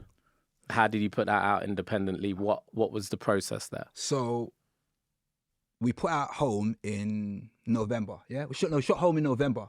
Yeah, shot Home in November, and then we started recording London Class. We was recording London Class. So when we shot Home, I'm trying to remember this right because it's kind of lapses because Home come out at the same time London Class was I'm making sense. So Home come out and Home was doing what it was doing, but then London Class come out after that, and then yeah. But And Home was on London Class. Yeah. No, Home was on. No, it wasn't. It was on Energy 105, but because it's on the old, it was Home had a life. crossover. Yeah, it had a life of its own, but we had a project out of them. And what I did with that project, so now I had this new model set up. I went to I had a relationship with a guy called Craig at Believe. But Craig, I remember... So Believer's distributor. The distributors. So Craig was... Before we signed to Ireland, we used to put out... And we used to go on DSPs. We used to put our DSPs out through TuneCore. And TuneCore was owned by... No, Believe is owned by TuneCore. Something was... TuneCore is owned by Believe. Yeah, TuneCore is owned by Believe, yeah. So Craig said to me, like, listen, like, the company you're putting out, it's owned by this company. You're better off. So he set up our thing with that, 2017. Then we ended up doing what we're doing in, not 2017, 2018, 2017, when we was putting out records on DSP for the first time. 2015, from 2016 to 2018. Then when we signed with Ireland, we left. Then we got dropped with Ireland. We left Ireland.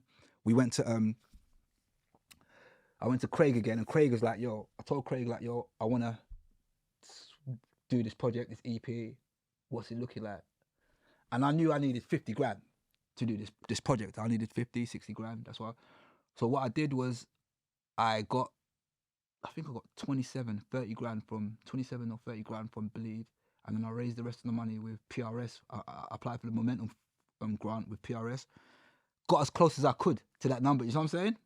I needed 55 to 60, but I ended up raising about just under 50 and put the project out through that. But the thing that I was so happy about, I took less money, you believe, yeah? I took 27 grand.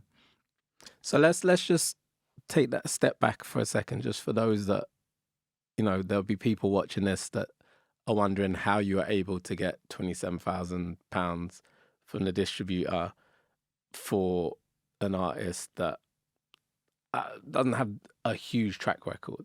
So, I recall us having a conversation about match funding and about looking at, the grant and then going and having conversations. So can you explain what that looked like and how you made that happen?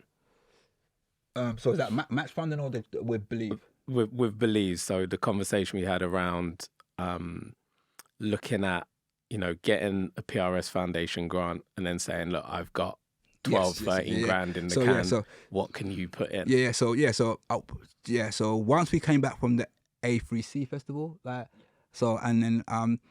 then Ben told me about this, the Momentum Fund, and applying for it. We applied for it. Once we got we got accepted for it, I kind of leveraged that and said to them, like, listen, I've went out and found X amount of money by myself, yeah? I'm not asking you for 50, 30, 40. I'm asking you for 20. I'm asking you for No, actually, I asked for 30 grand. I said I asked for 30 grand. They ended up giving me 27, which I think was a bit cheeky, like 3 grand. You might just give me 27 grand for it. I appreciate it. Yeah, but that helped. Me proving to them that there's two things that I did. Me proving to them that I went out there and already sourced a certain amount of money. That I said, this is my budget I'm going to spend on making it. I had a plan. This is my budget. This is how much I'm going to spend on videos. This is what I'm going to do. This is what I'm going to spend on recording and stuff like that. I showed them my plan. And I found it mad when I first went there because of Craig was telling me, like, oh, this is brilliant. Like, no one does this. Like, and I thought, this is what you're supposed to do. You know what I'm saying? But he told me no one. So you showed them that you had skin in the game by bringing capital to the table. Yeah. And also you had a plan and a vision for how to execute. How to execute. And to help at the time, and I've got to be real, Home was growing. Yeah. Everyone was feeling that and it was Home. I'm going to get back into that. Home was growing. So he gave me the money off the strength of that. You know what I'm saying? So I said the best thing that happened to me was taking less money, because of that meant I got out of the red and into the green in 9 months. So can you explain that, what the red and the green is and what that looks like? So when you take up black. Yeah. So when you take up initially an advance or whatever you're doing, when you sign it, it's a loan. It's a loan. It's a glorified loan. Like however you want to word it, advance, budget for recording. It's a fucking loan. Just let's just keep it straight. It's a loan, and they're gonna want their ROI, return on investment. That's it. That's it. We can talk all the art stuff with the people that care about the art, and you can talk about the ROI with the people that. So like, you know what I'm saying? That's another space I think a lot of people get lost in. Like, there's a time to talk about the nuances of the art of it, and there's a time to talk business. And I think some people get confused. They keep on leading with the nuances in a room where they don't give a fuck about the nuances. They just want to know about the ROI. You know what I'm saying? You know what I'm saying? So I took less money, yeah, knowing that I wanted to be in a green quicker. If I look like a great investment taking less money, I get more money when I need more money. You know what I'm saying? So I could have said, oh, I've got 15, I want to get 60, I need 40. You know what I'm saying? I asked them for what I asked them for 30. So if I got 30, I would have took me up to 15 from thing, but 45. And I put the rest of the money that we had ourselves to make it up to 50. I was willing to put my own money into it, as well as other people's money, but our own money, me and Knucks' our own money into it. So when I got into the green so quickly from that money, it made it easier for me to negotiate my next deal based off the fact of how quickly I was in the green from London Class. When we done Alpha Place, remember Alpha Place is just a concept at that time. It's just a concept, and I'm telling them, yeah, I've got a Stormzy verse, and I'm gonna get SL verse, and I'm gonna get this verse, and and they're like, yeah, are you sure? You know what I'm saying? That's all they're hearing, and they're hearing these names and calculating how they're gonna make their return on investment. They don't care about the nuances of what I'm trying to do. I ain't explaining to them. They're not the team. They're not that part of the team. Is not the people that just want to know what does it look like. And I'm asking them for a lot more than 27 grand than that time. But I look like a good business now.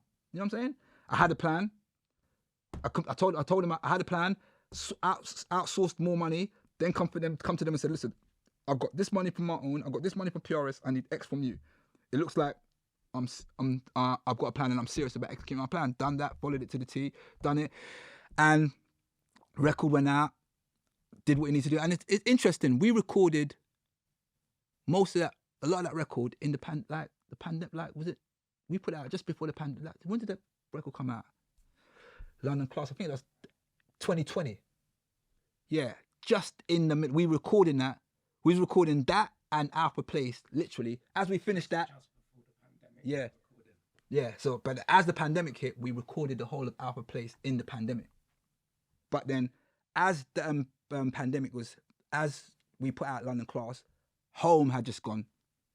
Because by the time the pandemic went, everyone's at home listening to Home. And I feel like the pandemic is another thing that I couldn't have predicted. Because Knucks' thing, trajectory is based on being prepared and having a plan, working and keep on having things ready for when you have an opportunity. But my opportunity was the pandemic. Explain that. What happened in the pandemic that created an opportunity? My opportunity in the pandemic was like, it forced the world to not be distracted. You can't listen to fuck up some commas, yeah, in your house, in your robe. No one cares about your kettle and your Bentley parked up outside.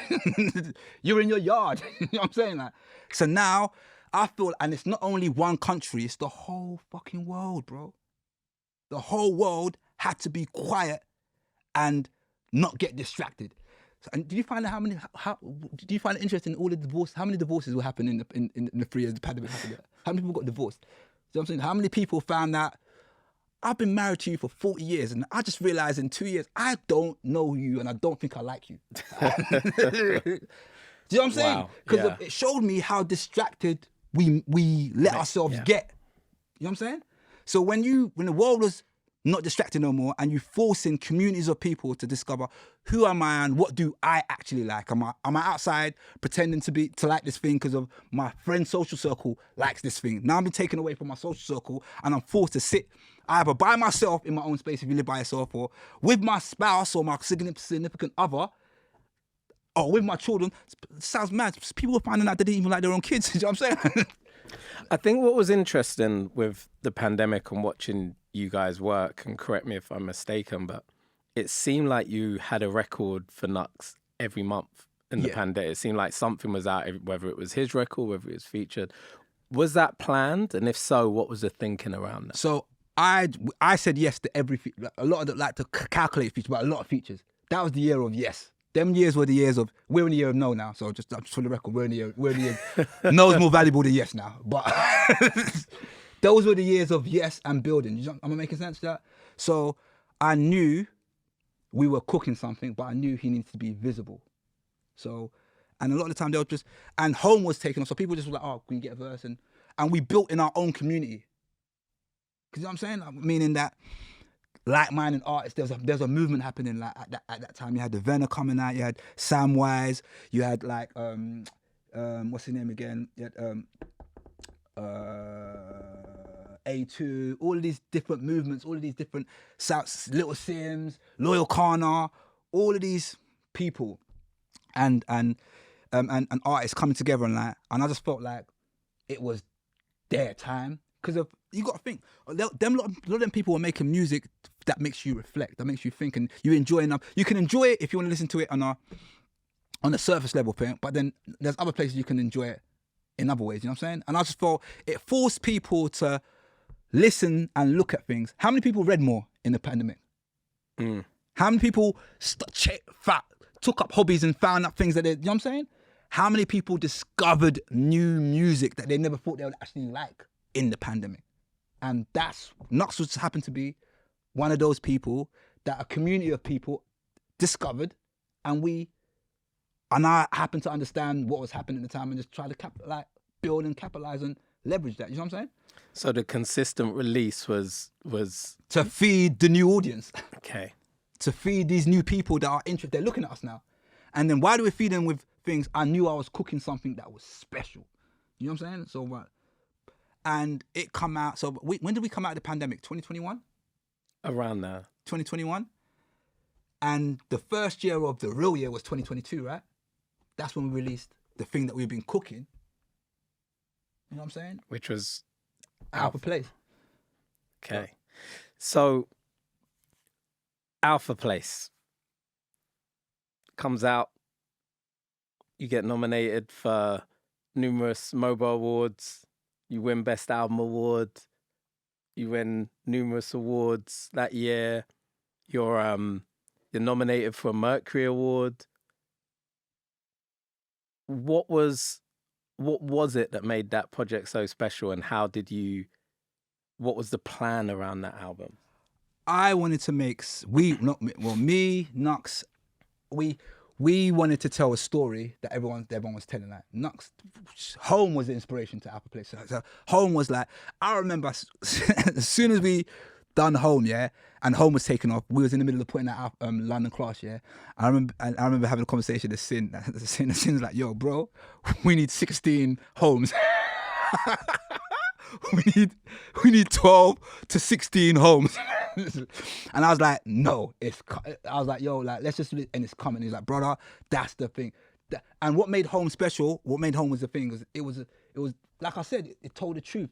And then by the time the pandemic had taken it in, like, I'm talking not only England, the world, I'm like, it's mental to think that that's got 18 million views, yeah, and over 8,000 to 9,000 comments, like, and likes, and zero dislike, no thumbs down, and released 3 years ago. And to hearing people saying like, oh, it made me cry. I saw, you know what made me laugh one time? I was watching an interview that Kenny Beats done when Kenny Beats was on an interview with Pharrell, and he was putting Pharrell on some new music, and my guy Kenny, I love you, Kenny, all the time. I'm gonna shout out Kenny for that as well. Like, so he put Pharrell onto Home, and he said, the way he described Home, he said, it's the most beautiful song about knife crime I've ever heard. Wow.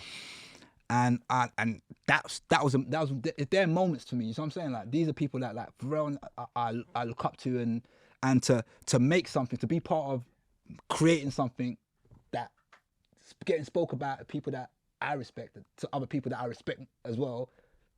it was a sick moment. There's just them kind of moments, you know what I'm saying? So the whole concept of trying to make the album was trying to tell an album, trying to put a project together that told the real experience, like a more experience that more people can relate to from an environment that, let's say, a 50 Cent came from, or, you know what I'm saying? How many people get shot 9 times? Not a lot of people get shot 9 times and have a story to tell about it, you know what I'm saying? Yeah. But there are more people that live like Kanye West. I've been working the slave shifts, so I made shit. Yeah. I wish. You know what I'm saying? There's more people doing that. If my manager insults me again, I will be assaulting him. You're hearing them bars, it resonated to more people. It's a lot more relatable. Yeah. And I said to Knucks, like, yo, the Sonic is drill, yeah? That's the candy, yeah? The medicine is your story. How do you feed medicine to dogs? You put the medicine in the treat, right? So I said, like, how do we connect with this 16-year-old or 15-year-old kid that is trying to be the next 50, but really in his heart, that's not him. But he feels like he's got to be that to be recognized. Yeah. You know what I'm saying? How do we make them feel like it's cool to be you? I can come from this area, I can wake up in the morning, gunshots are ringing off, the local trapper's trapping, but that doesn't have to be your story. Does that make sense? Yeah. Does it have to be your story? You have a choice. And the only way these kids are going to realize they have a choice is if they see someone that looks like them, tell it from a different perspective, and be respected by the trappers, by the gang members, you know what I'm saying? It's not just enough to just be like, oh yeah, all right, cool, I've done it. No. How do I be from here and, you know what I'm saying?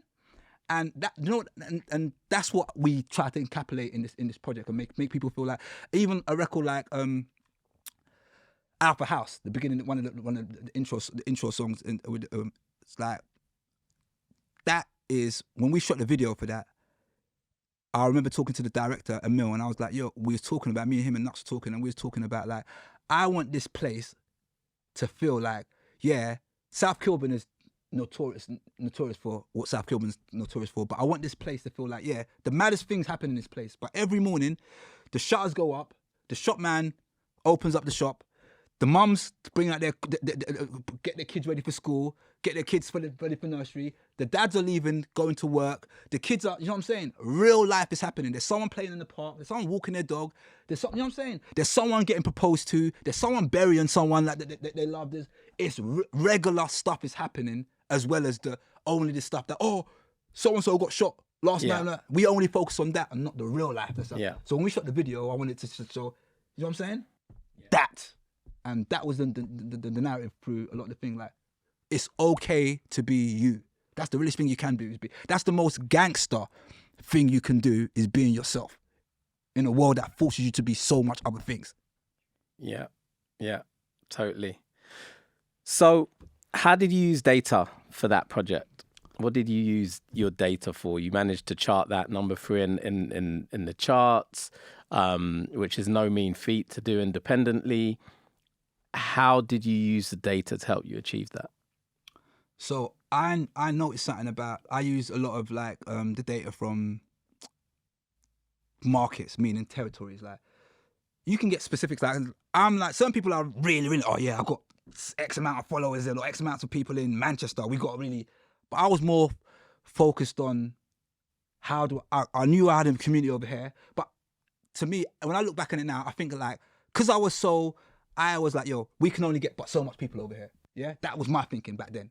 It's changed now, but at that time I was like, yo, there's a community of people that want to hear what we want to say, but I want to get as much people of this community, then I want to leverage that community to a bigger community in America. So that community might be small in America, but comparing, that's a big community for us. Yeah. So, does that make sense? So, and I look for that community in America, I look for that community in Australia, my top 5 territories, you know what I'm saying?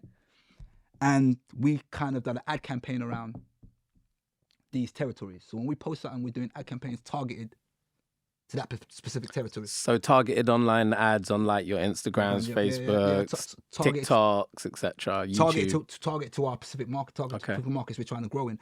Yeah, and not only, and on top of that as well is that week we done everything. We done everything. We done a lot. Like, I mean, like, we initially done 2 tours. We done a signing tour, but that's really just another tour. We went up and down the country saying, bring your CD, sign it. Like, bring your book CD, sign it, bro. Do a little performance, sign, meet and greet. And while we was doing that, while he was up and down the country, up and down England doing that, we had a shop in Shoreditch that was open, and we had influencers coming down there, filming content every other day. And so he's out there performing, signing CDs, and you got the shop that you come and physically pick up and experience Alpha Place in Shoreditch, you know what I'm saying? And we had that running for the whole week. We was campaigning for that chart position. Does that make sense? So we spent a lot of time doing that. And even that, even to see now, like, that was then too, but to see how look like it all goes down to your success is determined by how hard you're willing to work. And the reason I say that is that I got to big up what Bello and YBZ done with Central, you know what I'm saying? And I got to big up Central as well, because of, you got to think, how many artists are willing to go on tour for near enough 18 months? You ain't been home in 18 months. You're living off a bus, living off hotels. Like, how many artists in the UK can say that guy done that? So I just got to say that it's the work you put in, you get what you put out. So, and that week, I just feel like Knucks worked hard. That whole campaign, not only that week, the whole campaign. After that, then the tour that come after that. Then we worked and we worked that project. A lot of people work that project 2 weeks after they've gone, they've charted and they've done their tour and they've done the festival scene. So we worked that whole project all of 2022, yeah. Then 2023, we worked that project again in Australia, in Europe and America. The same thing, and I purposely left this market alone because I needed them to feel FOMO. Yeah. I needed them to miss me. I needed them to, you know what I'm saying? And now we're getting ready to gear up to come back again and remind them over here, and then do the same thing again and go back to our other. I think what was really interesting with that project, I think the sign-in saw Knucks sign around 5,000 copies, if I'm not mistaken. Yeah. And that's what really propelled you into your chart position, because whilst the streams were picking up, one sale of the physical copy was one sale of the physical copy, whereas one stream of the album doesn't account for one 15,000 streams is what's that? 15,000 streams, is that album streams? That album was that single one? 15,000. I think that's fat. I think it's an album, but don't quote me.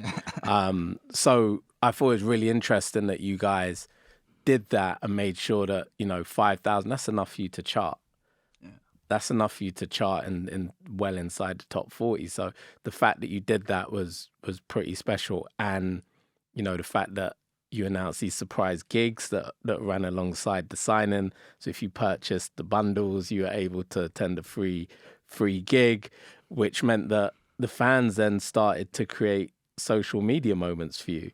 And I thought it was a really clever way of marketing that album and creating social media traction and awareness around it as well. And you know what I feel like? A lot of the fans, what I think is special about Knucks is Knucks has a way of making these fans feel like, they're looking at him like he's like, oh, you're the rapper, like, or you're the artist. But he's looking at him like, you're my brethren.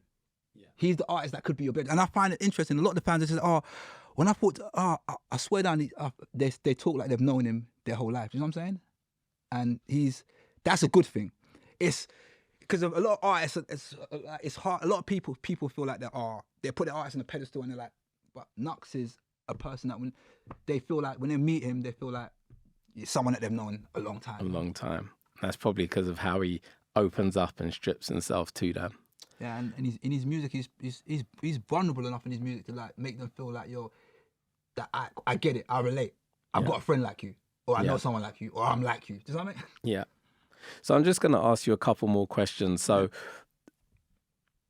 with your projects coming out independently through Believe, London Class, Alpha Place, are you free to change distributors? Are you tied to Believe? How does it work moving forward as an independent label? No, so I literally do, like, I tend to like to do the deals like I do with these distros, like by project. So I like to have, so if we've done something amazing, we've created together, like, cool, sweet, that, and then whatever the term is, we've agreed for that period of time, cool.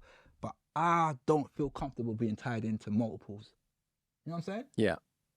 If it depends. If it's like makes sense, I don't like that. But generally, I don't like. I like to like we done this together, amazing. All right, cool. You want to be part of the next thing? Cool. Put your hat in the bag. I like the fact that I can, because if it changes, teams change. Yeah. I've been labels where you've had a whole team, then that whole team's changed, and you've still got to do. You made an amazing album with the first team, and now you're tied in to do 3 more albums, and the team's changed about 4 or 5. That has an effect on how On the product, creative process and the product. You know what I'm saying? These kind of. So I like to, and another thing I like to do is, whoever my distributor or my label is, because of like. Whether we do business with labels, I have no problem doing. I've know people think, oh, you got a problem doing labels. I have no problem doing business with labels. I'm like, I would love to do business, but I want to do the right business with labels. Yeah. I don't believe in artists signing to labels. I believe in partnerships with major distributor labels. That is, I believe in that, and that works. So I just want to put it out there. I think labels think that, oh no, they're on this, they're super independent. They just don't like. No, I'm open to. It's the right business. You know what I'm saying? Okay. So what's next for Tru Tribe, for Knucks, for Mark Henry? I feel like my love for music is evolving into something different now, and it's like. And it's a good thing and it makes me happy and it makes me sad at the same time. Like, because what makes me sad about it is like, do I love it the way I loved it? Like, yeah, and I'm like, no. And at the same time, it's a good thing because now it's a different kind of love. There's new things about it that I love. Do you know what I'm saying? I was for a very long part of my life, I had a love of it from a artist's perspective. But there's an art to the business of it as well. That's what I'm discovering. You know what I'm saying? Yeah. That's what so I love the art of it. I always love that I'm always going to have the artist perspective of it. I'm always going to be a fan. I'm always going to be a fan of music, but then I'm falling in love with this thing of puzzles. That's what I call it. The art of the business. Puzzle is how the art of war, as Sun 2 puts it. The puzzles. How do I put this puzzle together and make this the business side of it? Like make this audio art connect with you and you get it how we wanted you to get it. Yeah. You know what I'm saying? Yeah. Whether that's marketing, PR, the right people, right relationships, all of these things matter. And all of these things matter. It's like that's the side of the business I've always loved, is the puzzles, putting everything together, the art negotiation, the deal making, just that whole other side of the business that is still a creative skill, but it's a different type of creative skill.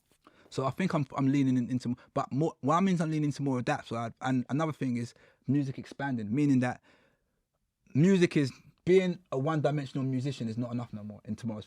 Unfortunately, I feel like that's what it was. You're gonna have exceptional artists that are gonna be like, yo, yeah, cool, like that's that purist hip hop art, music purist and art. There's always gonna be there. But I'm saying where the world is going, and I'm talking about the consumers. I've got 3 kids. I've got 3 boys, and my oldest is 16. My middle kid is 11, and the youngest is 2. But the 16-year-old and 11-year-old, they're my biggest A&Rs, bro. And their friends and my nieces and my nephews. I talk to them like 16, 11, 15, 17, 18, 21, and I find it interesting. Ask a 16-year-old or anyone 16 and under this question. They're gonna. Back in our day, it was my favorite musician is this, and my favorite footballer is this. Do you know what it is now? My favorite footballer is this, and my favorite YouTuber is this. And or it's not influence. And the YouTube. That's why I said they hate that. My cousin, my son. I don't like YouTubers. I like YouTubers. They're YouTubers. They're content creators. They're YouTubers. And what he means by that is this: KSI is a footballer, a boxer, a rapper, an artist, and a businessman. Yeah. That is the new multifaceted. That's the new artist. Do you know what I'm saying? And it's all of this technology that's made it like this. You see what's happening with Kai Cenat? You see what's happening? You see what I'm saying? You see what's Young Philly, Chunks, you know what I'm saying? And it doesn't take Young Philly making music as well. Chunks have made music as well, but they still got their footballers as well. You know what I'm saying? So being a one-dimensional musician, I'm just saying, bro, it's changing. And change is good. change is good, because if I didn't change, like, I'll still be stuck in 96. Yeah. Yeah. I had to change a lot of times, and I'm willing to change again and again and again and again. And yeah, because the most important thing in this is remaining a student. As long as I can keep on learning, and I think you'll always be able to, you'll always be learning in this business. There's never a time you're going to turn and say, yeah, I know everything. No, you're always going to be learning.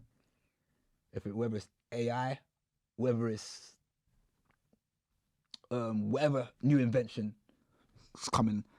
I saw some wild stuff the other day about the contract with AI. What's that Drake record he done with Sexy Red? The very first sample of an AI created record to be cleared. Crazy. See, it's changing, right? Yeah. It's in real time. Yeah. It's changing in real time, so.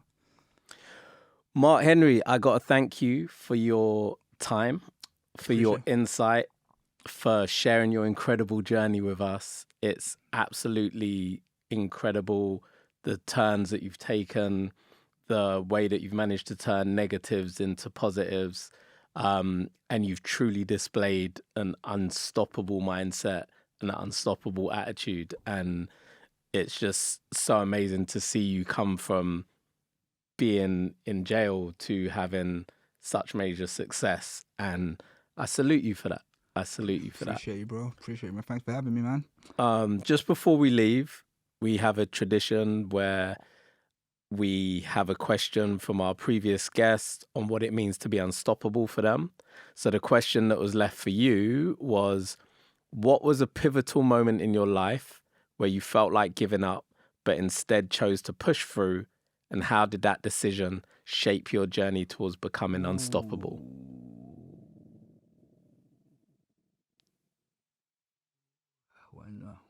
When did I feel close to defeat? I probably got to say, jail, bro. I've got to say, like, no, not even going. It's jail, coming out of jail, starting again. Not going to jail, not actually the sentence. The fear of coming out and asking myself, have I planned enough? And is what I planned gonna be enough? And then you've got an idea of, like, does that make sense? And you've got an idea of, you think it's gonna happen in a year or two. I have to wait 10 years. Absolutely. For it to happen. Mark, cannot thank you enough for your time. Thank you for sharing with us. To everybody that's tuned in, thank you for joining us on this journey. Make sure you tune in for the next one. Make sure you hit that subscribe button. And remember, you have the power to choose your path in life, but whatever path you choose, always choose to be unstoppable.